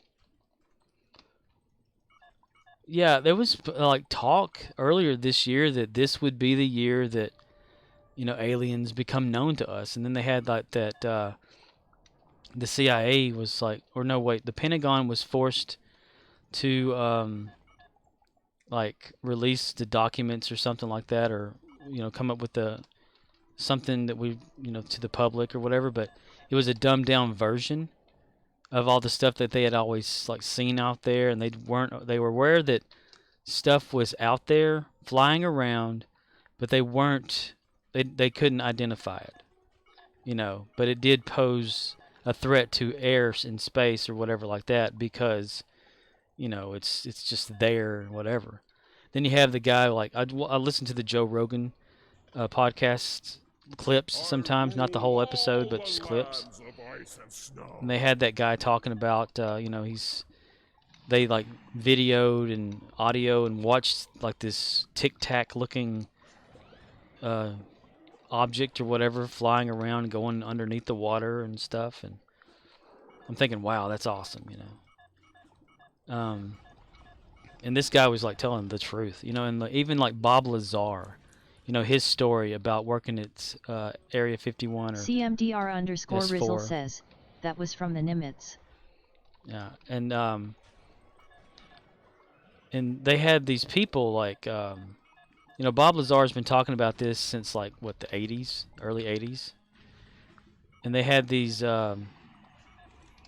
guys that could go off of body language and see if someone's telling the truth or lying. And they said everything that Bob Lazar was saying he believes it's true. You know, he worked for S4, and then there's like that guy that lost part of his hand because he was like supposed to be he was contracted by the government to go to S4 in the Nevada desert or whatever to build an underground area, like, or add on to an underground area or something.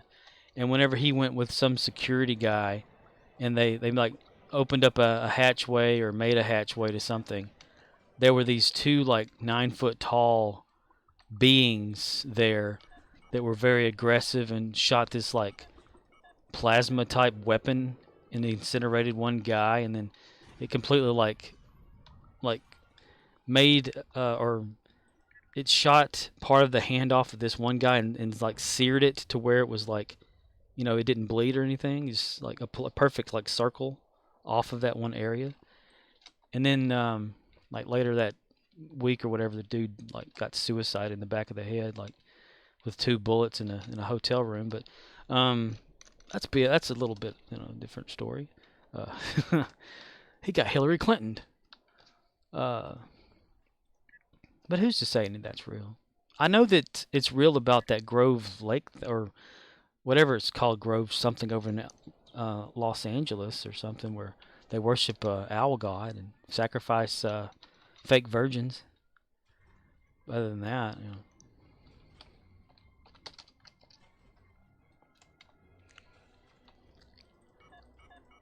I mean, there's video footage of that. Somebody snuck that out of there.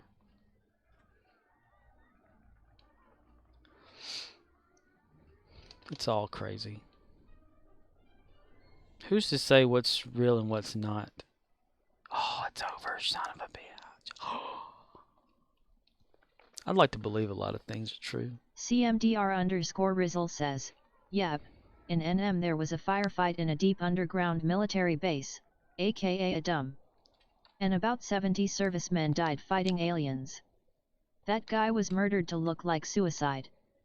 I can talk aliens all night, but again, I can't keep up with text. Gonna have a smoke. Okay. Make sure you put your tinfoil hat on too while you get out there. I'm kidding. Yeah. Aliens are fun. It's a good subject matter to talk about. Because we all want to believe we're not alone. I mean, that's just sad if we are. Here we are, in this lifeboat called Earth. Or a lifeboat we call Earth. Spinning around the cosmos, searching for the meaning of life. One tree at a time. I hug a tree. Does anybody else hug trees? I'm not a tree hugger, but I understand trees. They actually yell whenever they're cut. They cry. They bleed. They're live. Trees are alive. Kestil says, I am seeing an alien with a ponytail on screen right now at Scorpwana. Really? A Jim Hadar? Jim Hadars aren't aliens, they're just... I don't know what they are, but people don't like them for some reason. Why don't people like Jim Hadar? They're great. They're great at parties. You know, you can turn them into balloon elephant or animals and...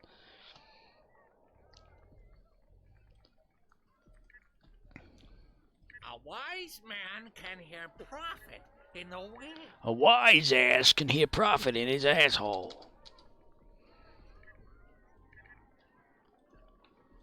Wise ass. Any Eppos? No, but I need to make some Eppos. Ah, I do have Eppos. I have Rainbow and Rainbow. Muppet and Muppet. Okay, good deal. Let's see. Rainbow Eppo. There we go. Start that off. And here... Kestil says, because there are no female gems. There was a blog a while back as why gems are heavily unpopular within the Trek community. Really? Well, I mean, I guess it's true. Like, what is this story? It's been a while since I watched DS9 and all that, and really paid attention to, like, the stories in this game. Isn't it that, like, the Jim Hadar are kind of like a clone species that the founders, like, genetically modified or whatever to needing Catracel White, so they finally got freed from the Dominion, and now, like, what are they doing to do, you know? Because they like genetically are brought up to fighting status, like at such a young age that they're like a few days old, they're ready for combat, you know? That's just crazy. So they need to make a female Jim Hadar. I mean, I'm sure you can probably dress one up to be a female. Kestil says, yep. Yeah. I mean, that's what I remember from DS9. Because there was that one guy on there all the time. Apples. Cuddly and friendly apples. I feel pretty. I'm thinking of Monty Python now. I feel happy. I'm not dead.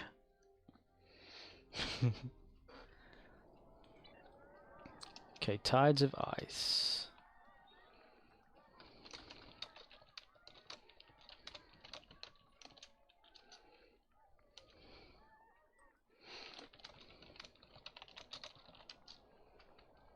I have winter items.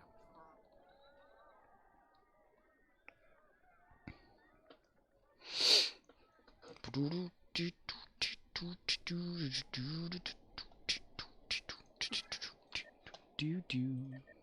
go to 22. I tell you what, me, nothing comes easy. Well, last week I went to the track and they showed off the opening gun. They killed my horse.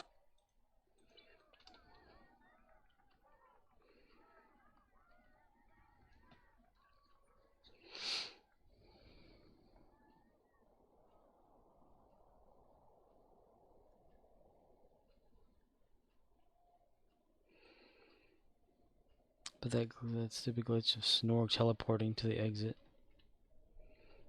There's a glitch of a snowboard turning and teleporting to the what? What? I have had enough of you!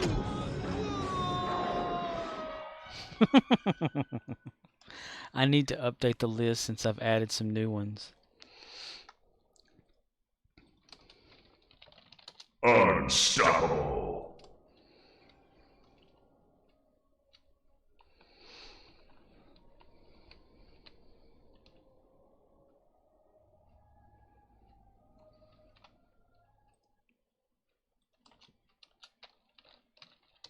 Oh my. Snowmen are coming down Crimson Cube, Gold Sphere, and Blue Lozenge lanes. Lozenge. Yushanka loves to kill the snowborg. She is Klingon. Snowmen are coming down Crimson Cube, Gold Sphere, and Blue Lozenge lanes.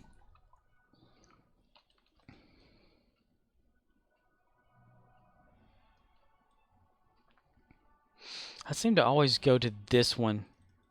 Snowmen are coming down Blue Lozenge lane.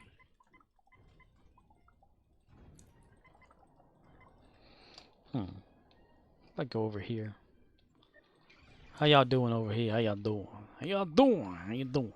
How you doing? How y'all doing over there? Doing over there? Doing over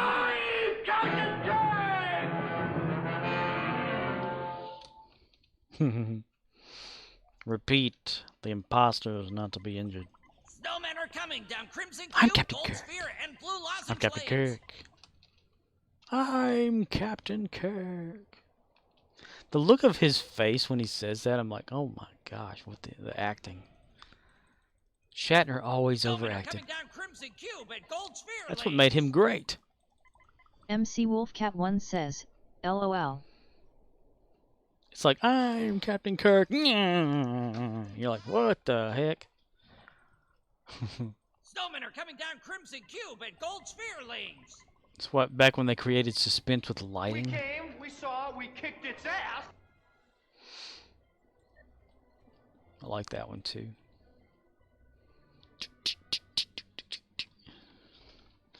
Do I have, Nope. I thought I did. Snowmen are coming down Crimson Cube, Gold Sphere, and Blue Lozenge lanes. Lozenge. Blue lozenge lane. Lozenge. I thought I had one for Smith. I don't have one for that. Huh. Interesting.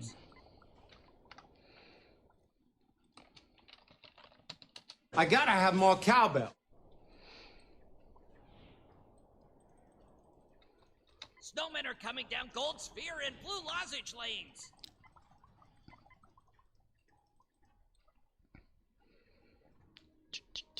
MC Wolfcat1 says, you need to get the I'm here to chew gum and kick butt, and I'm all out of gum.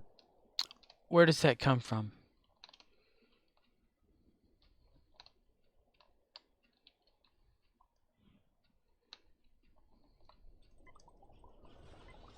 Snowmen are coming down Crimson Cube, Gold Sphere, and Blue Lozenge lanes. Blue lozenge lanes. Lozenge. CMDR_Rizzle says, Rowdy Roddy Piper from a movie. Okay.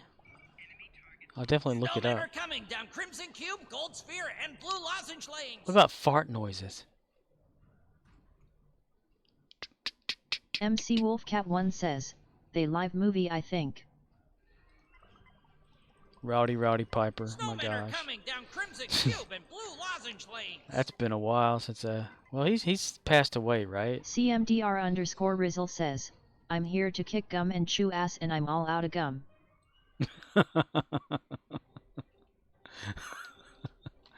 Chew ass. That's funny.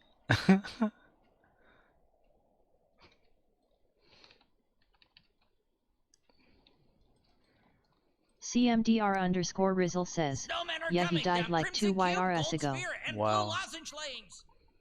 I wonder is Hulk Hogan still there? CMDR_Rizzle says, maybe longer. Like the Macho Man. The Macho Man Randy Savage. Yeah. Snowmen are coming down Crimson Cube, Gold Sphere, and Blue Lozenge lanes. Maybe I don't go all the way up either, brother. If you can't short of a six-pack. MC yeah. Wolfcat1 says, where they wear special sunglasses to see the Snowmen are aliens coming among the down people. Crimson Cube and blue I'm gonna lozenge have to go look lanes. for it now. Oh my gosh, it's ringing some bells now. Just a few of them, but it's ringing some bells.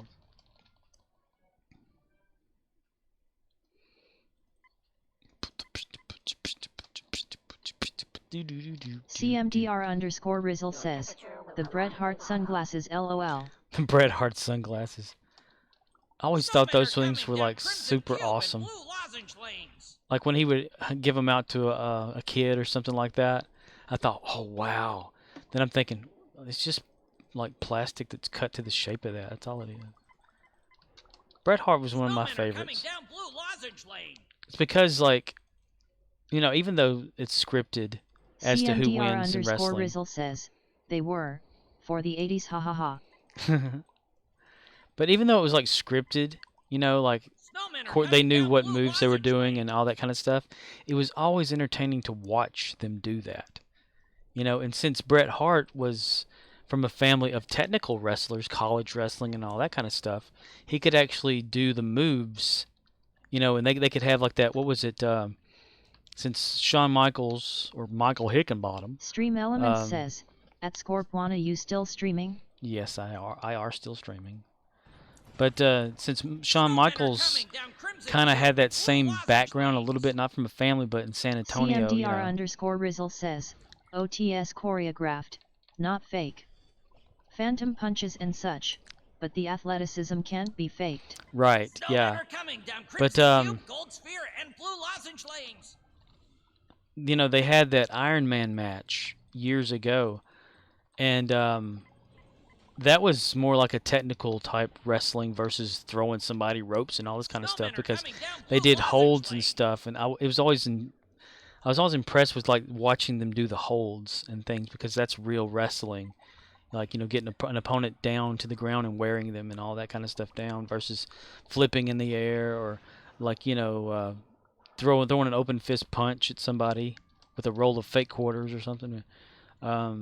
Jerry the King Lawler. MC Wolfcat1 says, found IT. Found MC it. Wolfcat1 says, Snowmen are coming down https://www.youtube.com/watch v equals WP_K8PR so. He found it. I'll have to check it out and get that clip for you. Snowmen are coming down blue lozenge lane. What would you like the clip to be called? Like whenever you operate it. CMDR_Rizzle says, he TN'd at the Heart Dungeon if I remember correctly. More like Olympic wrestling or high school style. But yet it's intense. Yeah, I mean, for them to like bounce off the ropes, they can really hurt themselves, you know. Flying through a table, they can really hurt themselves. Everybody kept saying, oh, wrestling's fake. No, no, no. Like you're saying, I always told them, no, it's not fake. Because, like you said, it's choreographed. Of course, they know what they're going to do. They can change it up on the fly with a few words or whatever. But they're really doing the stuff that you see them doing, you know. CMDR_Rizzle says, one wrong move and it's a wrap for the athlete. MC Wolfcat1 says, out of bubblegum, winky face. As like one whole thing, like exclamation point out _ of _ bubblegum, or just bubblegum. OOB? OOB? We'll figure it out. I can always change it to whatever too if it's harder. But it'll definitely be a sound that I will incorporate. Snowmen are coming down blue lozenge lane. Lozenge lane here.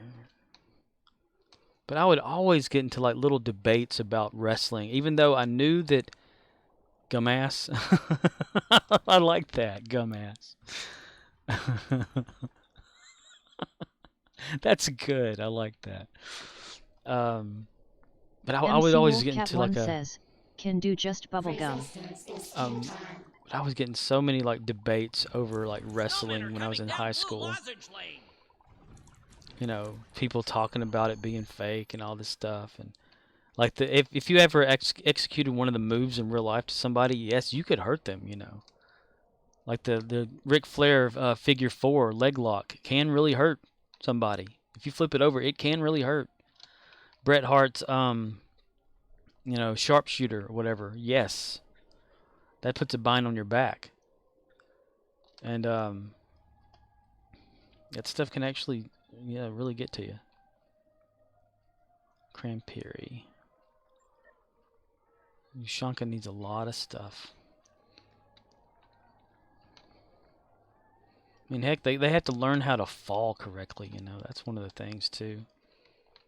If you fall incorrectly, you hurt yourself. There was that thing, like that time, not when Owen died, but... CMDR_Rizzle says, we used to lay down couch cushions on the floor.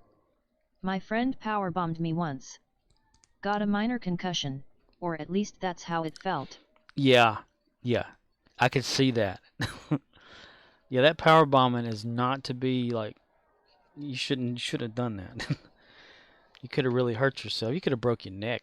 But you know, like I was with the neck breaking thing. Even whenever Owen Hart and MC Wolf Steve Cat 1 Austin says, just bubblegum. Make people wonder what the bubblegum thing is about. LUL only those who know won't be surprised. Or maybe pleasantly surprised, hehe. CMDR_Rizzle says, you ring? Right?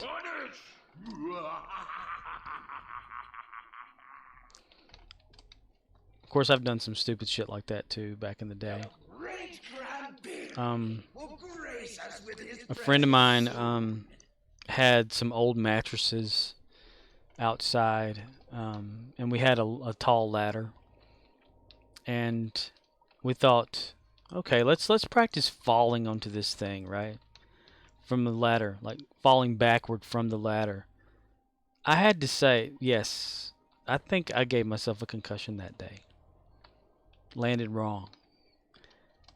But it only took one time. I mean, I was like sort of like confused, and they said my speech was a little slurry, and it's like I was seeing double vision sometimes, but I got over it, I guess.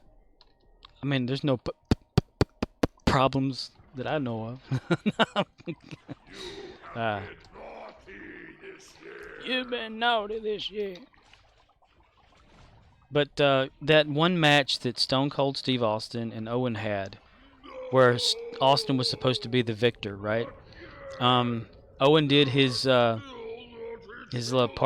bomb, I think it was, and Austin's head hit the mat. Cat 1 says, LOL. Austin's head like hit the mat really hard because it wasn't cushioned correctly between the thighs of Owen, and it really did like break his like crack his spine and stuff. And Owen, you know, like he stopped the match or whatever like that, and pretended like they were still like going at it and making Austin win so they could end the match early. And he went to like had a lot of surgeries over that, you know, and later on, and still had neck problems because of it. CMDR_Rizzle says, there's not much give in the mat, it's just plywood. But they put microphones under it to make it sound more intense. Yeah. It was a pile driver that broke his neck. That's right, yeah. Pile driver. Sorry, the terminology, it's been years since I've watched any wrestling or anything like that. But, yeah. You must have been at one of the live events whenever they dismantled the ring, or when they put one together. Those things go up and down quick. It's so crazy. It's like a circus coming to town, you know? How fast they are. You have been naughty this year.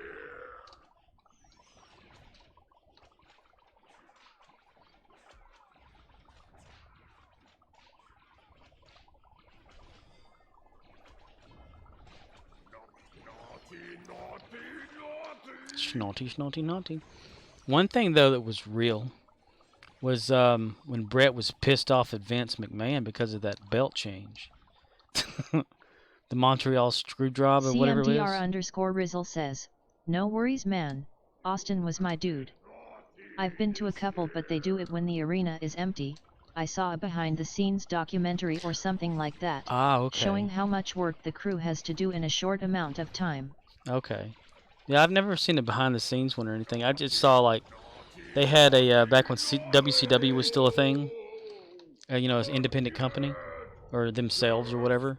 Back when Ric Flair, Hacksaw Jim Duggan, and all them were there, they came to my area and went to that event, you know.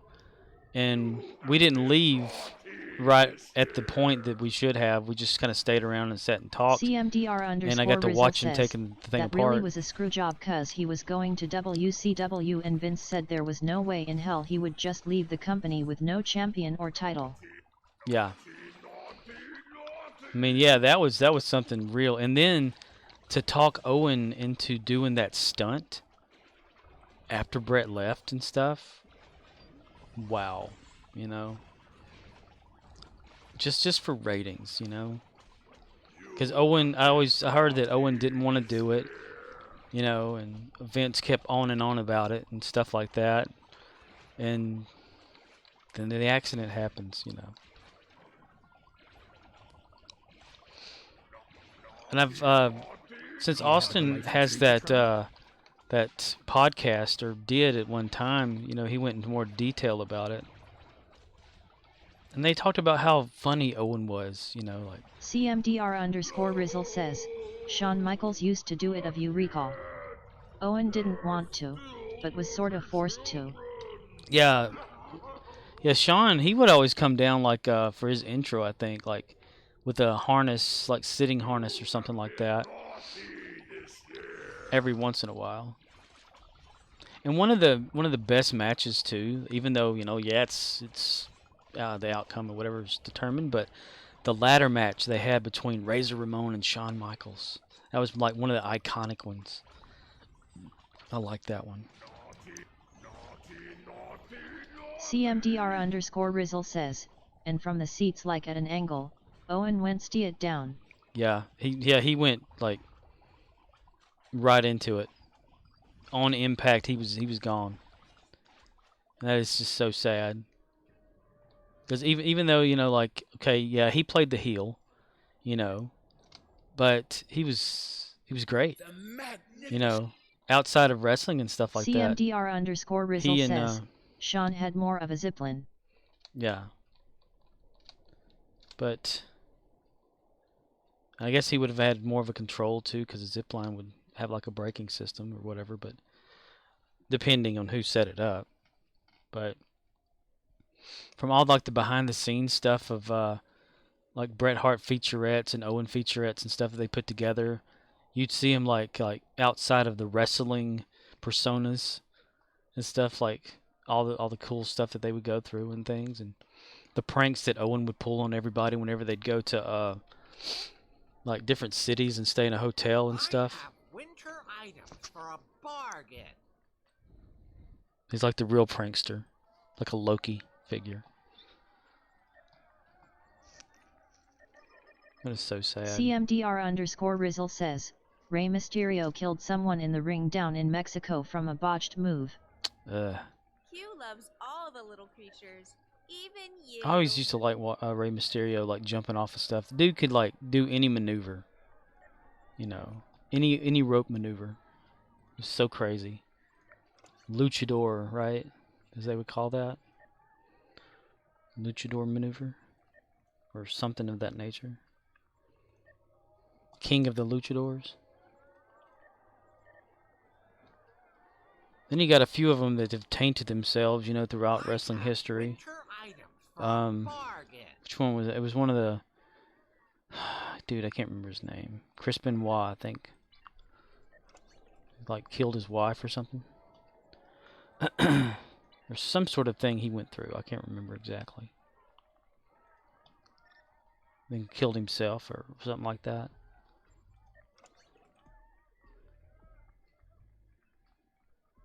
Adult Rainbow. I've got back in the 90s, whenever you know, they'd have Monday Night Raw was finally like starting up and stuff like that. I recorded it like every single night or every Monday that it would come on for the 2 hours. I would take that recording to a school, to the school that I went to.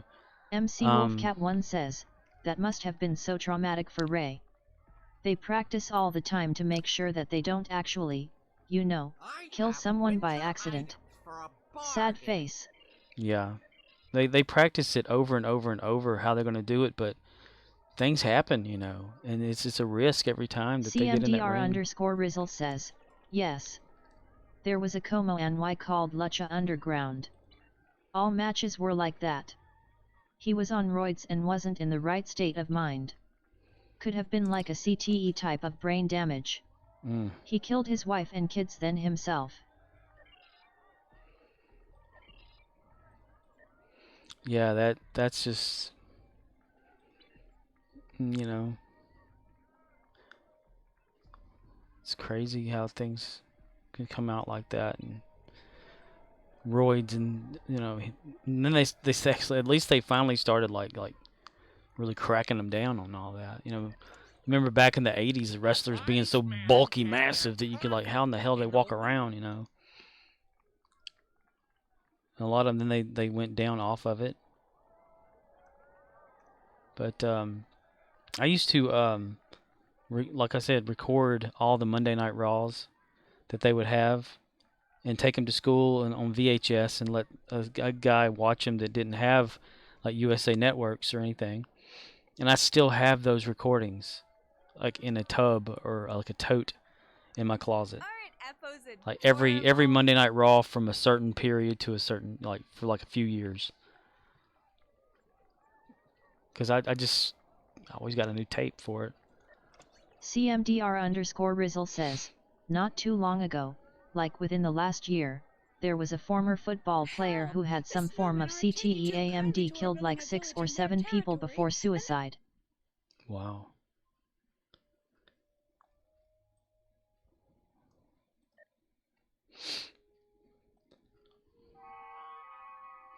That is crazy. So they always end up on suicide, huh? Because then I guess they figure out what they've done, and they're like, they couldn't live with themselves.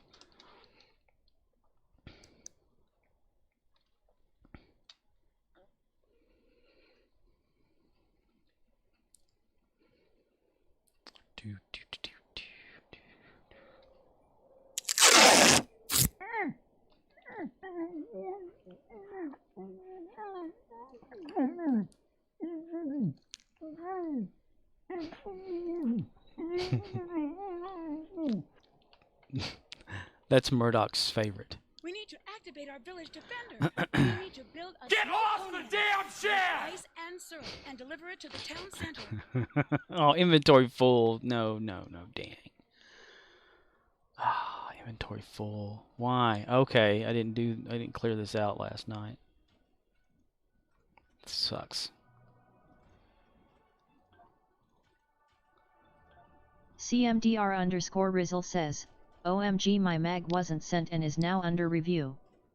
MC Wolfcat1 says, retype that please.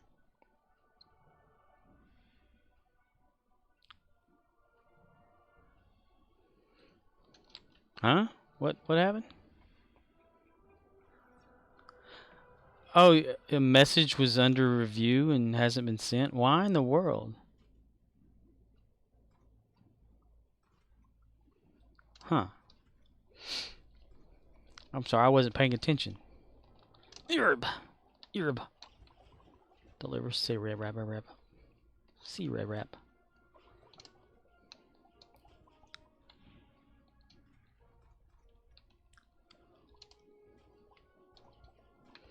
Ugh.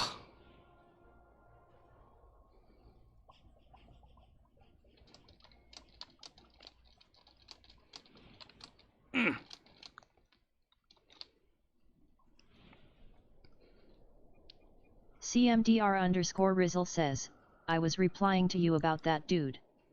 If I took out a group of people and knew I was going to jail for life, I'd probably take myself out too. Oh. Man, there was something like, well, nothing like really that, but this guy that CMDR underscore Rizzle says, after 6 or 7 murders, what's I anymore? Right? Once you've gone to so far, you know, it's do whatever.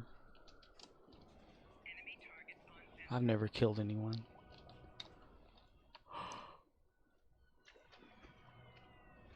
Never been to war, nothing like that. Lazy ass is all I am. I've never even shot a gun. Never pulled a trigger.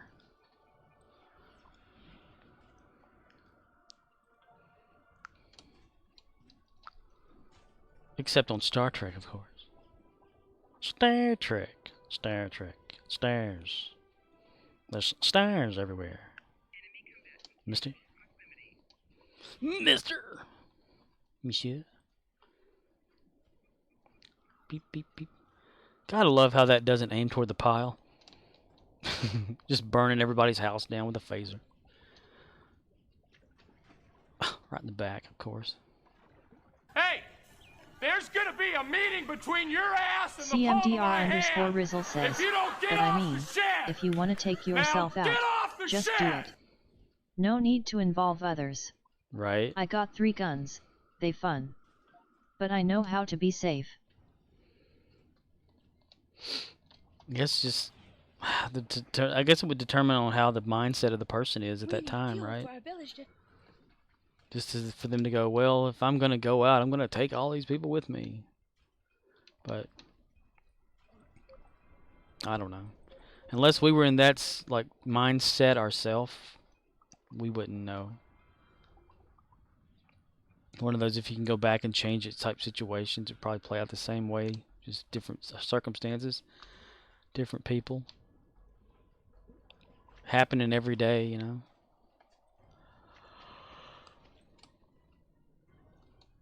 The Snow Overlord is attacking! Snake! What happened? Snake! Snake! Oh my gosh. I love that game. It's on the one from PlayStation. Solid Gear. Metal, damn it. Whoa! Did you see that? Metal Gear Solid. I need to get the box one too. Like the alert, you know, when you get to scene or whatever. Bring. Mo. CMDR_Rizzle says, the ones involving former athletes with severe brain damage can be excused away.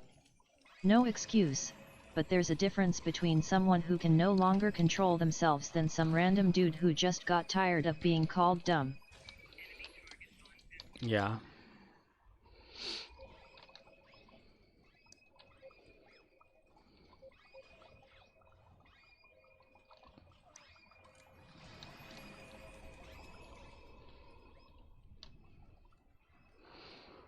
Snake, what happened? Snake! Snake! I think at the end of that game in PlayStation, it was like the guy that's in charge of being your commander turns out to be like the evil dude or whatever in disguise or something. It's been a while since I played all that.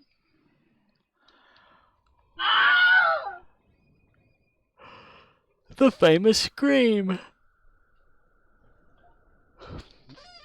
Oh, I watched Boba Fett. Book of Boba Fett episode 1. Anyway. There's like some... Can you direct me to the naval base in Alameda? It's where they keep the nuclear vessels. Nuclear vessels. Poor Chekhov. CMDR_Rizzle says, I was hoping there was the whole season. It was a good episode. Yeah,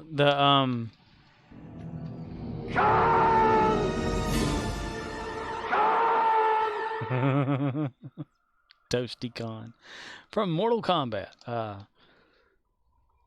There was the scene where I'm going to spoil it. Anybody who listens to this in the future and hasn't seen the episode, whatever, I'm sorry. But whenever they get attacked in that town, and Boba Fett doesn't have his helmet on, and he's like has that big what is it, electrical sword thing or whatever they're doing, and he goes to hit that guy on the head or chop his head off. I don't know what he did, but the face that dude made, the actor that plays Boba Fett, was just so freaking hilarious. I wanted to make like an animated GIF out of it, cause it like shook every which way, and it was funny as hell. Hey, hey, listen, hey, hey, hey, dude. By my buttons, we've lost another building. Buy my buttons. Well, you might want to do a better job, lady. You don't need to let these buildings keep you from doing a job. These buildings around us here.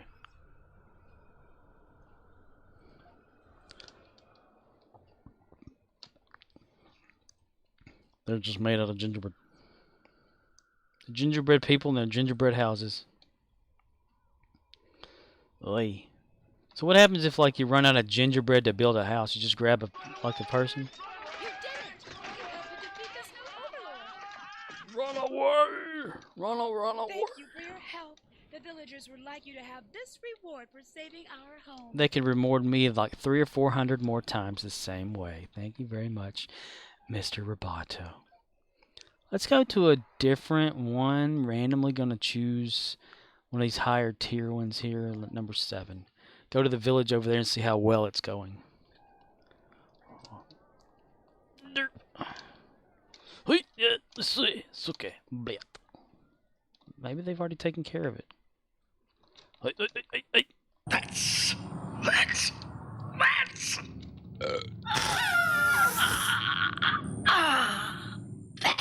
CMDR_Rizzle says, 400? Just buy the ornaments lol. Need Loke 3 more winters for all that.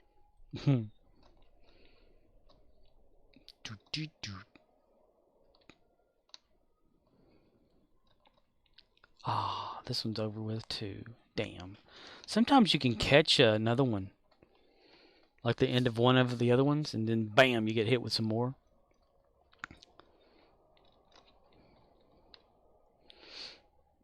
Three more winners. 400 of, huh?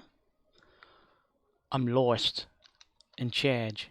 Lost. CMDR_Rizzle says, eat a pie. Yeah, I could do that.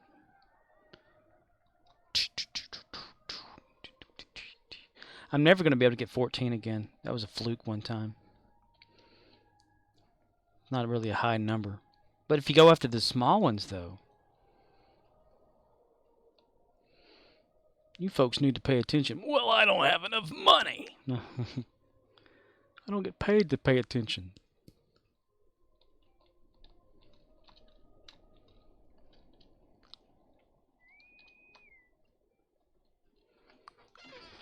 Haha.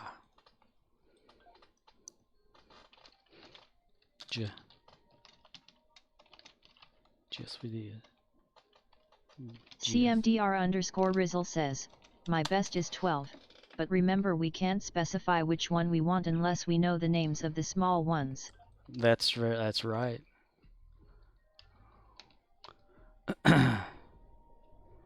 She's gonna have to get good, yo. I know a lot of Star Trek players. Like I watch Grumpy Old Nord, and he clicks the button versus actually clicking on the table. But I was going for like a record one time, and I had gotten to like the 15th pie, but I tried to click on it and it just went off, and I'm like, damn. But so I don't know like what the fastest is, but I've gotten closer. 14 was like the max I'd ever done. You can watch it over here at the side. And you have to go after them because these guys will eat them too. What got me was Cow Tippin' Mike. Been playing this game since like the launch of it, and he wasn't even aware that the smaller pies were faster to be eaten than the larger ones. Like son of a bitch.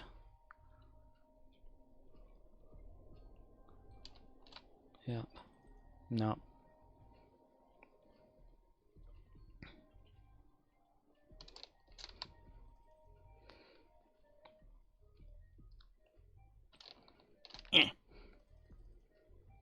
CMDR_Rizzle says, that guy irked me and Judas once. I don't want to watch him no more. He irked you? He seems kind of obnoxious, I know that for a fact. Like he knows everything. I only ate 13 pies that time. Damn. Ugh.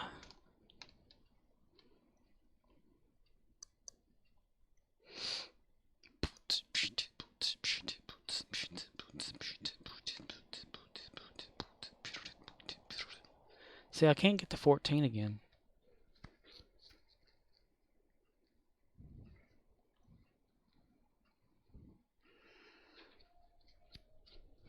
What, did he like ridicule you for being on console or something?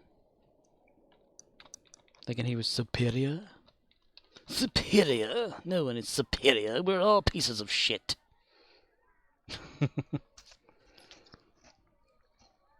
Let's see. I did that.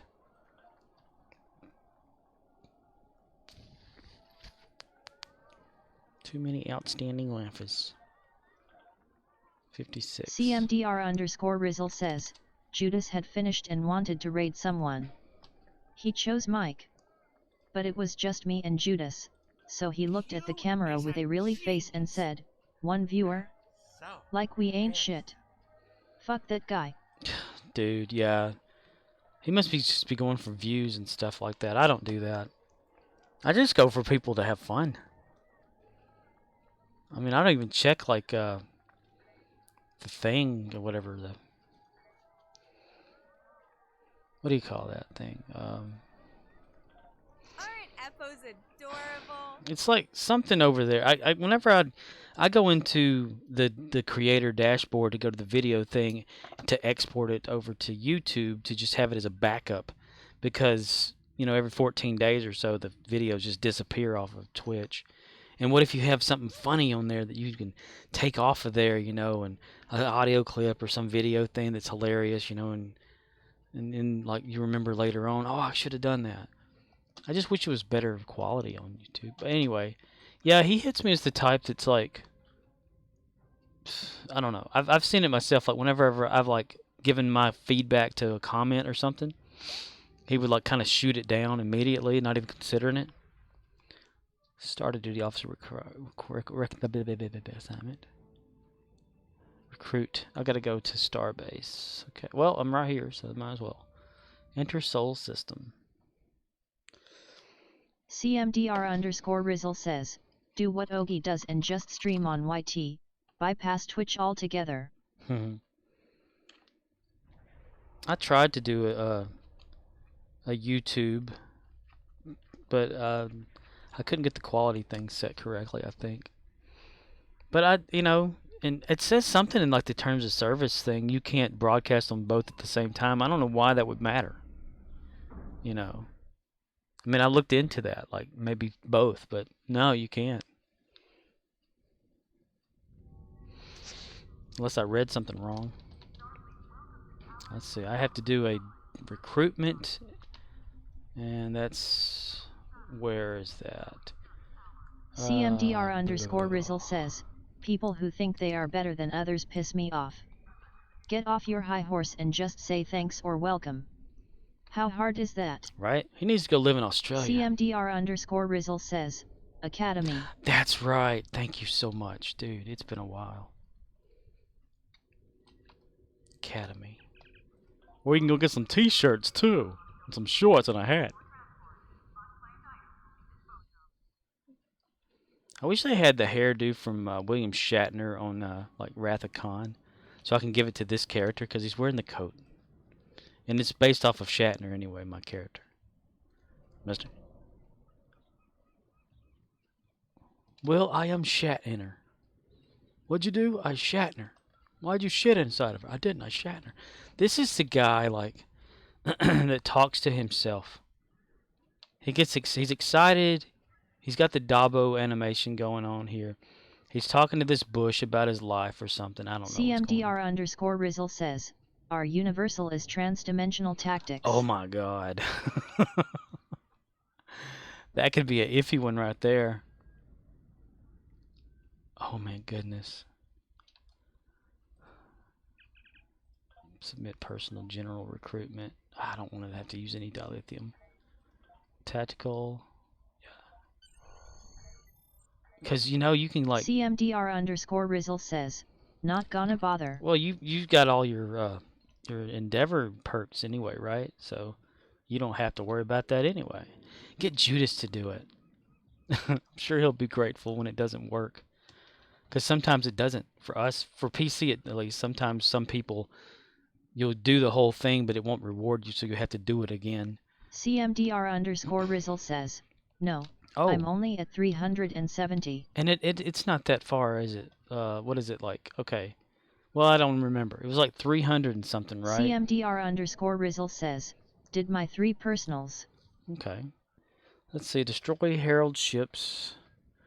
Iconian TFO story missions. I know where to go for that. Zenkethi ground. Oh my god. Going on Nimbus. CMDR_Rizzle says, it's not much, but the gold box is nice. Yes. That's primarily why I like to do it.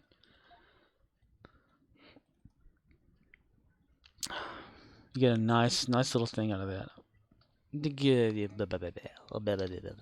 Okay. Gotta beam up. Vulcan sector, beam me up. I'm gonna transwarp over to the Archer system.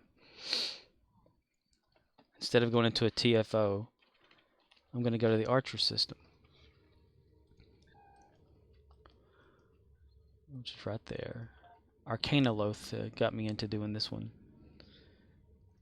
Like if you're trying to look for Iconians, you don't want to start some sort of story mission or whatever like that, then alternative is just a little patrol that you don't have to really worry about. Even though, yes, it would be quicker to like pick one, but then you have to go through like, what is that one, the Iconian one where you all sit at a table at first, and then you eventually travel through, you do something, I don't remember. Maybe it's a story mission or something like that. You go to the past and talk to the Iconians before they became evil. I don't know, but there's like this huge war thing around one of the star bases, and that's where you can sometimes fight a lot of the Herald ships. Why don't they call them just Iconian ships? Why Herald? What the hell's Herald got to do with anything? That some bitch still owes me money. Kidding.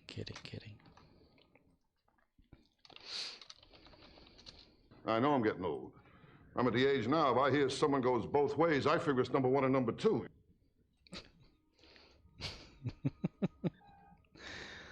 Damn, Rodney. That is such a tragedy. CMDR_Rizzle says, need some Carlin. Oh my gosh, George Carlin, yes. That is a good suggestion. Damn, yes. I forgot all about him. Rufus. He pushed the edge, you know, of a lot of his jokes. Come on, loading time. Loading time.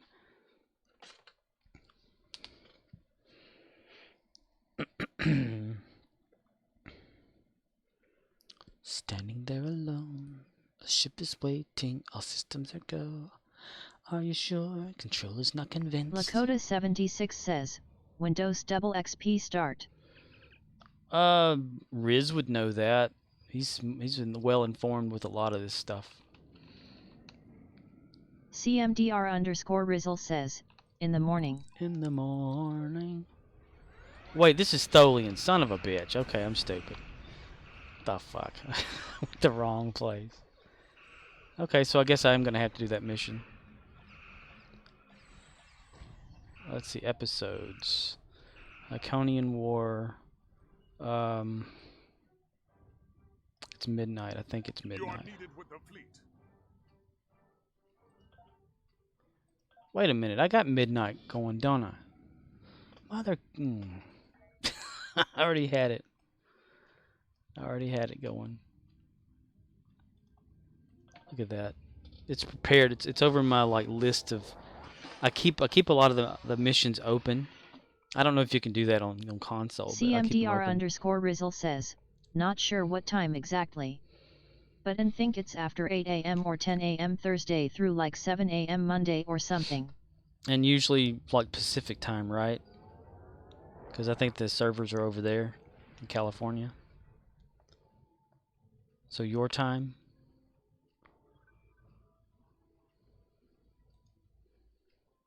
The whole point of me having it like this, and that's where I just wasted some time. Yep. This is what I was talking about earlier. This is the USS Hood. USS Hood, yo! RRW, the veterans, responding to your call for assistance.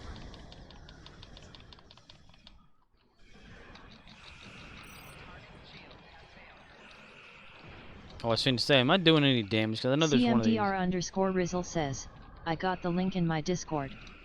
Gimme a SEC. Roger that. Someone send Riz an SEC. Lakota76 says, I have PTSD from this war, LOL. Just too many in the background. It's like Agent Smith fighting Matrix.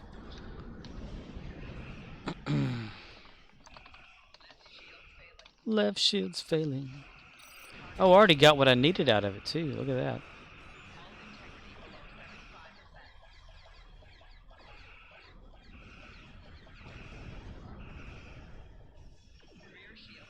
My rear shield's failing.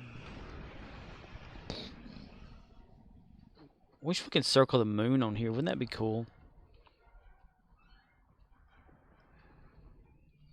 Assist the Enterprise. It's not the Enterprise. This is the Enterprise.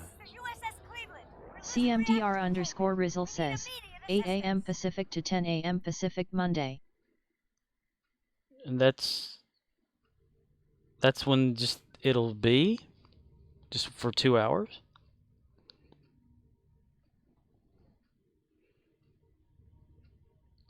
Oh, you mean tomorrow until Monday? Okay. It's like, or is it that way? You know, because sometimes they'll have the information wrong.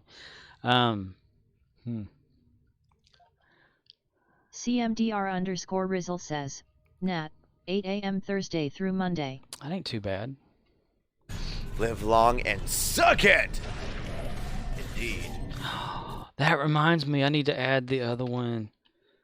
I'm glad you did that. And it's only one sound right now, so I don't have too many.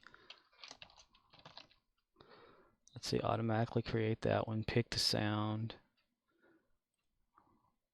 Did I? No, I didn't. Okay, 1 second. It's gonna pause the screen.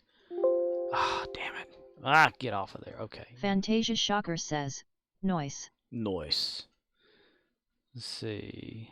Sounds. We're gonna just put it in there for now. Cause I dug this one out and instead of crap, I clicked on the wrong thing again. I hate being in a hurry. I mess up so much. CMDR_Rizzle says, but yes, we can have many missions loaded and in progress. Nice. I do it constantly so I can fast travel anywheres. Ah, so yeah, you're one of the cheaters too, huh? Just like the rest of it. I mean, just like other people. All right, let's see. I just added it. Get on!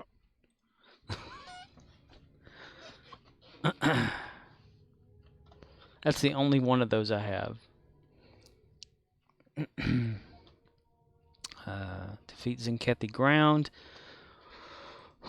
Okay, so that's like of Sign's importance, I think. With the Zenkethi.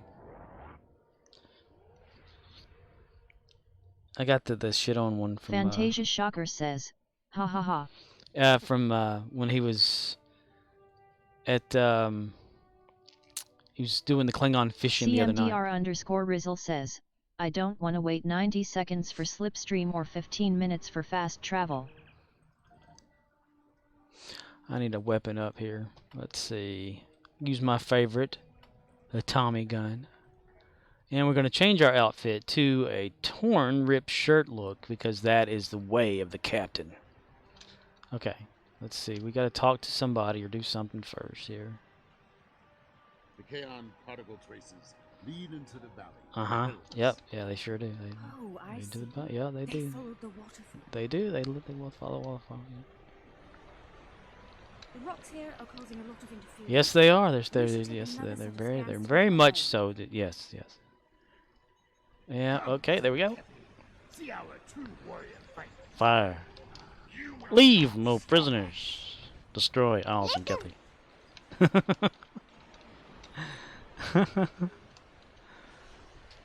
I need to have an animation where Navi just stays on the screen for a while, flying around next to you. like getting here, you know, and she's like above your head or something like that, randomly jumping out into the front, like she's like targeting stuff. Wouldn't that be funny? I'd have to look back at the 64 and see, or some video footage of it to see exactly how it does. Man, oh wow, wait a minute. Oh, I just had a, watch out. I had a thought in my head about Zelda just now. They have a battery in the game, right? So, about how long did those batteries last? Scans indicate they took the path. CMDR_Rizzle says, that'd be cool. Or like one you can see, like a Tinkerbell. Kind of like just hovering above you the whole time. Like to the side, maybe, on the screen. MC Wolfcat1 says, yeah. Yeah. What he said over here. Yeah. Where am I going? Okay, insane. Let's run this way. We're going to run up the hill, then we're going to run to the side of the hill and the back of the They hill. must find some tactical advantage in these actions. They do, Tony Todd. Candyman right there. I'm reading Zenkathy life signs ahead. I haven't watched that new Candyman yet. Ah, good. Good. We will meet them in glorious battle. Yeah, it's glorious. It's Klingons are always glorious in battle. That's, yeah. We need more help here. CMDR_Rizzle says, the Candyman can. Candyman can. Dun dun dun dun dun dun. Dun dun dun dun dun. Dun dun dun dun dun dun dun dun dun. Gonna kick you in the face, mister.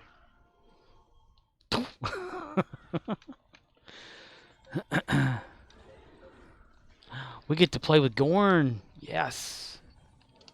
I love fighting the Gorn. They're fun. Okay, got that. See y'all later. Bye, team. CMDR_Rizzle says, take a look and you'll be in a world of pure imagination. The path continues down from here. The protomatter bomb is still ahead of us. They have a somebody made some lyrics called OSHA violations for that. You'll be in a world of OSHA violations. Like, damn it, that sounds great. There's no place I know that could compare with pure imagination.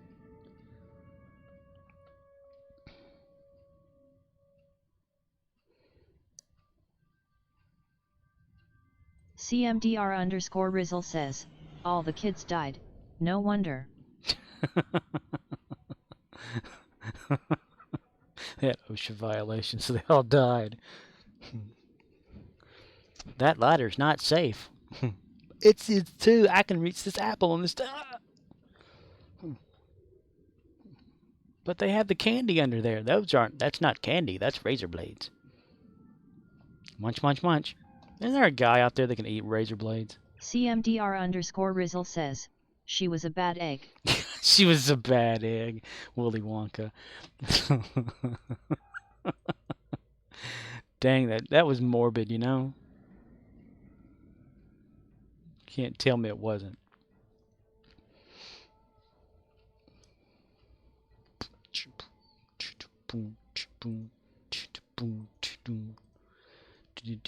Augustus. CMDR_Rizzle says, stop. No, come back. Yeah, I love the way he says that. I should have some Willy Wonka stuff on here, huh? Stop. No, come back. You have to speak up I'm a little hard of hearing this ear, whatever. Gene Wilder, man. My goodness.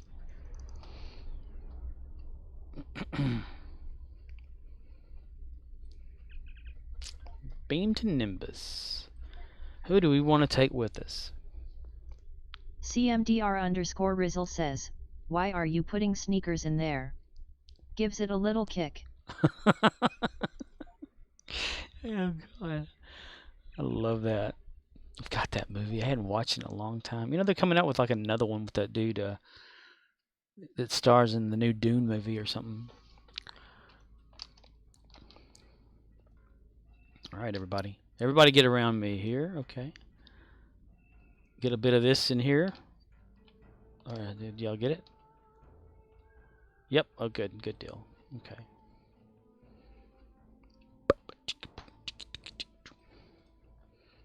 And we're off. Gonna go have fun and play with my new friends, the Garn here. The Garn. They've done Garn and got themselves killed. Ha! CMDR_Rizzle says, second one sucked. Nothing will top original. That's right. Sucks that the first half was super boring. The one with Johnny Depp. Charlie in the Chocolate Factory. No, stop. Come back.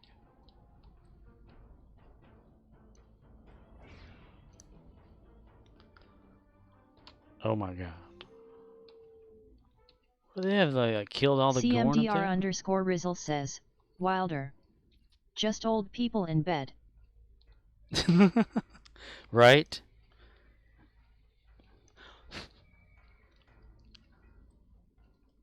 I've got the golden ticket. It's ours, it's ours, Charlie. That's what he said.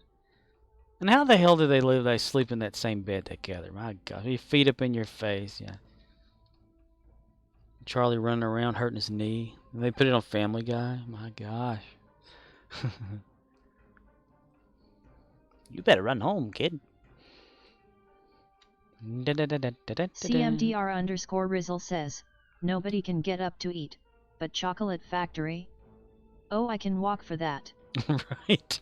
They're too weak to get up, but yet, yes. What's that, that German friend, or guy that comes to Judith's, stream? He likes chocolate. He can go to Willy Wonka's Chocolate Factory.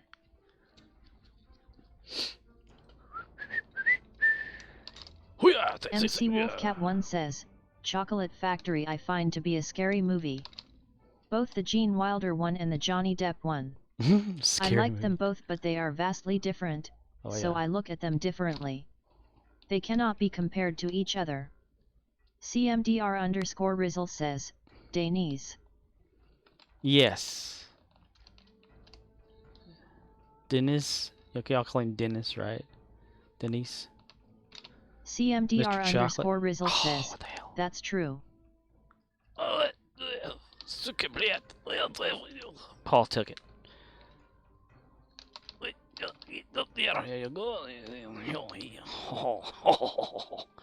Hello there, mister. Did you miss me? CMDR_Rizzle says, yes, your lady chatterbox doesn't say it right.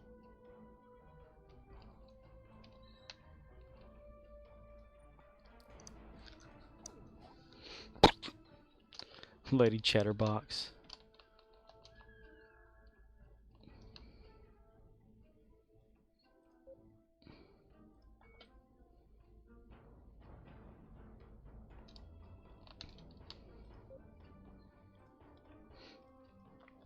CMDR_Rizzle says, what the actual fuck? You can get up there? I'm so trying that later. Heck yeah. Let me show you how. MC Wolfcat1 says, at CMDR_Rizzle LOL. Go through this little hole here. CMDR_Rizzle says, please. Okay. Go up this little thing here. Stop there. Lunge forward a little bit there. Do it again. Right here. Jump, and you're there.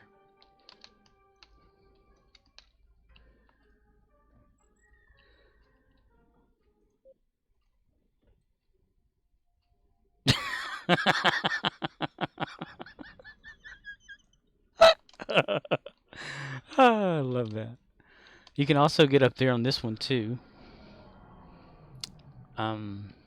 MC Wolfcat1 says, nice. Lakota76 says, LUL occasionally just smacks him off. Yeah, I can't help it. Whenever I come here to this one, I have to do CMDR that. underscore Whoa. Rizzle says, OMG, I've never seen anyone do that before, on any platform. Damn it. Gonna surprise a bunch of people with that one.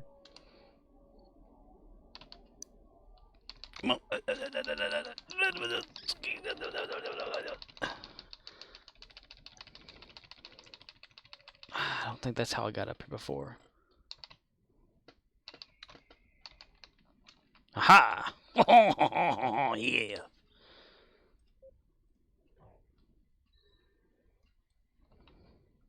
Well, a little delayed, but still worked.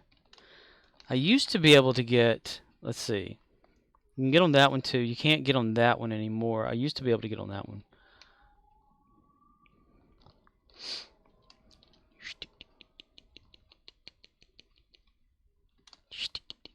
This one looks like you can't get up it, right? You look at it, you're like, how in the world is this possible? Until you walk over here and you see this little raised area. See that? A little raised area right there. You can get off in this little hole sometimes, but you gotta CMDR underscore yourself out Rizzle of it. says, on console, to roll, we have to click on the right stick. Can't do it as fast, so that one may be impossible for us. But that first one you showed should be possible.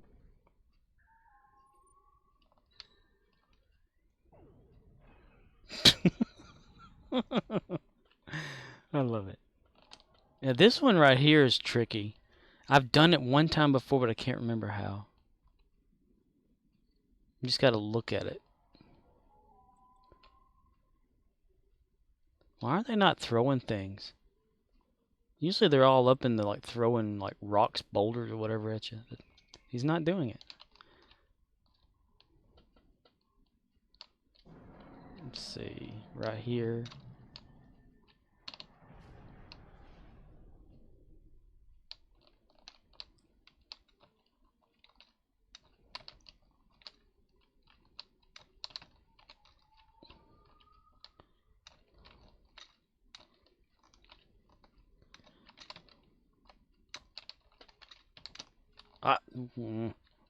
Hello in there.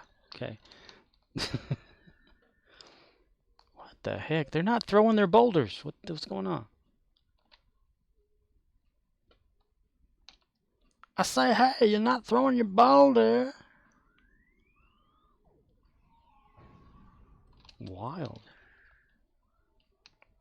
Okay, we'll try this one a different way then. We'll see about. Let's see. It's possible to just run up it. Yeah, you can run up it so far. Let's see where you can stop at. Right here. Double time it. See if you can stall. Double time it again. May be able to do it. Let's see.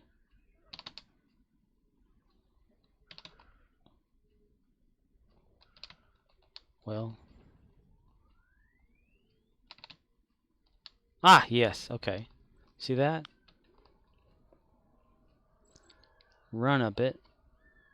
Or maybe lunge run or roll up.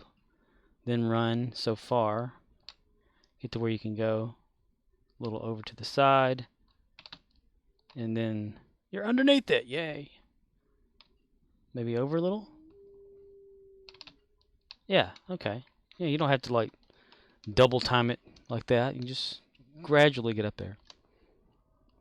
Break Star Trek. CMDR underscore Rizzle says, shiver me timbers, I found a new trick. Dude, there is so much in like the new Romulus area. There's something over there. I can't remember how to if I had time to remember how to do it. Someone like gave me a tour of all the tricks and stuff and the glitches and the wall breaks inside of that. It was great. How to get behind the squid thing, the big mama squid area, the waterfall, like get back there. Maybe I'll run over there. And there's like a mountainous region where you could... CMDR_Rizzle says, Romulus has many accolades. Need occasion or Farrison for some of them. Yeah, well, that's what it was. It was like a bunch of little wall breaking glitches or something that you could actually do without having one. You can like go beyond the map, you know, kind of situation. And I got a lot of the accolades that way with this character because of that. Oh, I need to change over to a weapon that actually shoots. Okay, there we go. Alright, turn on the auto fires.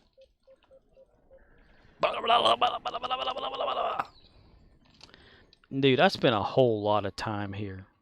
Is his mouth open? He's just running with rage. I love it. I never noticed that before. There we go. He's back in action. There they go. They're firing back. Okay. They've come back to life. Is this 2 engineers? Okay, no. Fire. Yeah, you're going to have to take Judas to Nimbus 3 and try some of that out. That way I can watch you doing it. Yeah. Be like, hey Judas, let's go to Nimbus 3. Why? Just cuz. CMDR_Rizzle says, all my Trek friends hate Nimbus, to the point they call it the N-word. Oh wow. Why do they hate Nimbus? It's like one of the best places to fight against Gorn. CMDR_Rizzle says, Judas just went live. Okay, yeah. I'll forward me to him after this, because after I get my or it's only like, or my endeavor, then that's it. I'm just gonna go over to Archer real quick and set him up for his day, or the daily stuff there. Yeah, all right. See that, Archer? CMDR_Rizzle says, he'll join the raid with you then. Okay. Let's see. Beam up to ship. If you hit this just right, you can beam up to ship, and sometimes they'll be throwing a boulder, and it'll hit your ship. I've had that happen one time before. Wish I can get it on camera. That'd be awesome. Okay, we did that. Duty officers complete. And then go over to... CMDR_Rizzle says, I heard that but never seen it. Yeah, I've seen it happen to myself one time, but I was not recording or anything. It was hilarious. So whenever I mentioned it to someone before, they said, yeah, I've had that happen to me before. It was hilarious. It's like, so I'm not the only one. Said only on Nimbus can a Gorn throw a boulder that far. CMDR_Rizzle says, gotta be a lucky timing. Right? We'll just keep doing it until you get it right. Kind of like those videos you see somebody making the one-shot type thing. But how many times did they try it before until they actually got it and put that video up? Okay. Go to Archer. Where you at, buddy? See how he loads so much faster because the same model file is used? Since I have him already there. At least that's how I think about it. I mean, alright. Get the reputations done. Out of the way. Jingle bells, shotgun shells. Let's see. CMDR_Rizzle says, like a 4-hour-long video, but that clip is at the 3-hour 23 minutes mark. Yeah. Let's see.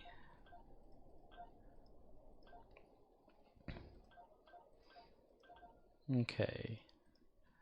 Get all these done and assign him the stuff, and that'd be it for him. And a straight on shot. So I'm going to make this a quick one.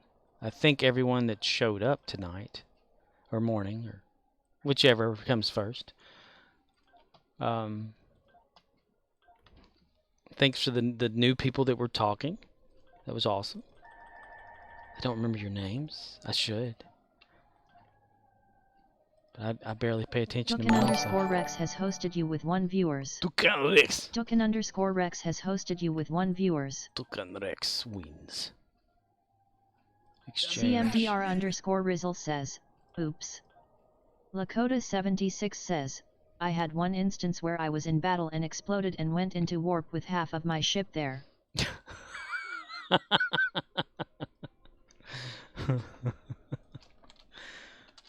Oh, damn. 500. Okay. So 64000. Put that in there to see if anybody gets that and gives me some Zen. Okay. Lakota. What's up? And we had, let's see, MC Wolfcat hosted with a viewer. Got somebody named the Over Grinder followed a day ago. Didn't even notice that until today. Must have followed after. CMDR_Rizzle says, LLAP my dude. LLAP. But yeah. So we're gonna raid Judas now since he's online. Let me get myself ready so I can respond. Because usually I'm bad about this. I'll raid and then go to the channel. So someone's already said something about like, thanks for the whatever. And I'm like, I'm not there yet. Because I'm bad at this. Come on. There we go. Let me make sure that I turn the volume down because I don't want the ad blaring. MC Wolfcat1 says, cow type LLAP cow type love. Cal love. I love it. I love it. Alright. Okay, that's loaded.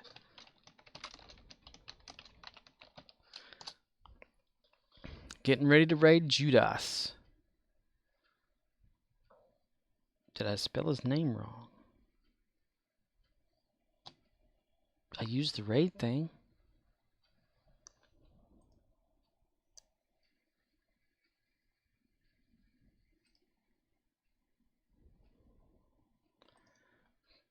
I swear, why didn't it show up? What the hell? The countdown. CMDR_Rizzle says, Judas Decot. Oh, is it lower? It's lowercase, isn't it?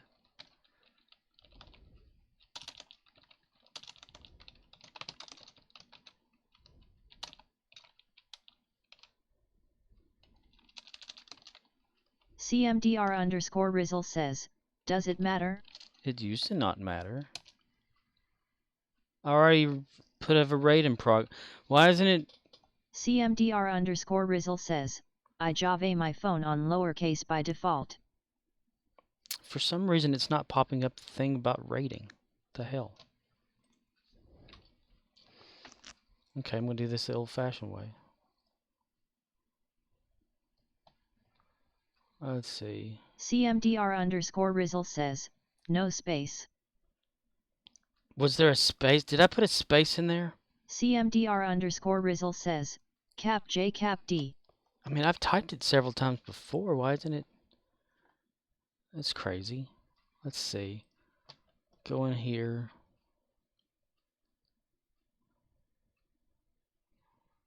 We're going to raid channel. I'm going to do it the old manual fashion way here. CMDR_Rizzle says, Judas Decot.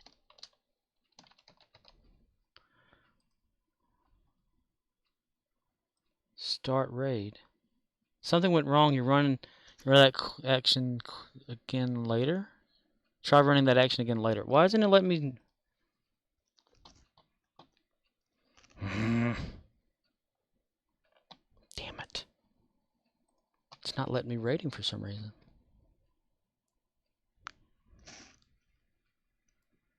It says something went wrong. Try running that quick action again later. CMDR_Rizzle says, he didn't show on my Twitch till I hit refresh.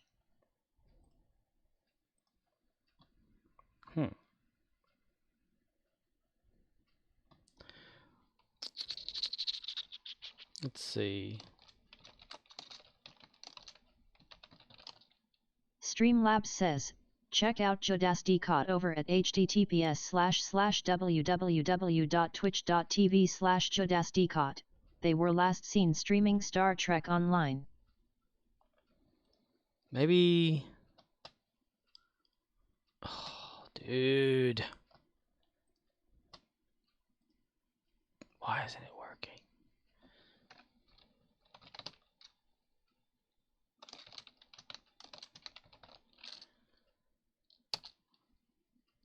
You already have a raid in progress. Where the hell is it? Where's my raid at? Because it usually like pops up a MC thing. Wolfcat1 says, sometimes the raid thing is broken. Happens to me too sometimes. CMDR_Rizzle says, LOL. Okay, hosts should work, right? Let me see. I'm gonna host, but I'm gonna go over there.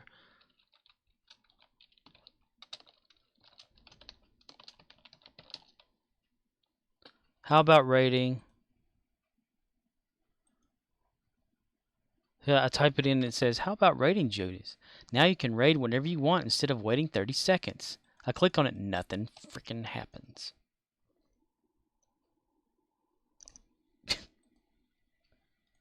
The buttons are not working. Why aren't they working? Why is this not working? Oh, damn it. Can I type it in here? MC Wolfcat1 says, yes, host will work. Okay, there we go. I did it inside of says, Twitch. Dunno. Never done it before. Leaving it in your incapable hands. In my incapable hands. Okay, I typed it into Twitch and it moved over to Streamlabs to allow it. Okay. 5 people are ready. Damn, that was weird. Okay. Well, I want to thank everybody for popping in, even MC Wolfcat for showing up. CMDR_Rizzle says, huzzah. Huzzah! I just can't get rid of the raid screen, but it's there. It's steadily counting down by itself. So we're going to go over to Judas to see what he's up to. Since his girlfriend had to talk him into to playing. MC Wolfcat1 says, yes, must do commands in Twitch. Yeah. That's what I did. I went straight to the thing there. MC Wolfcat1 says, no problem.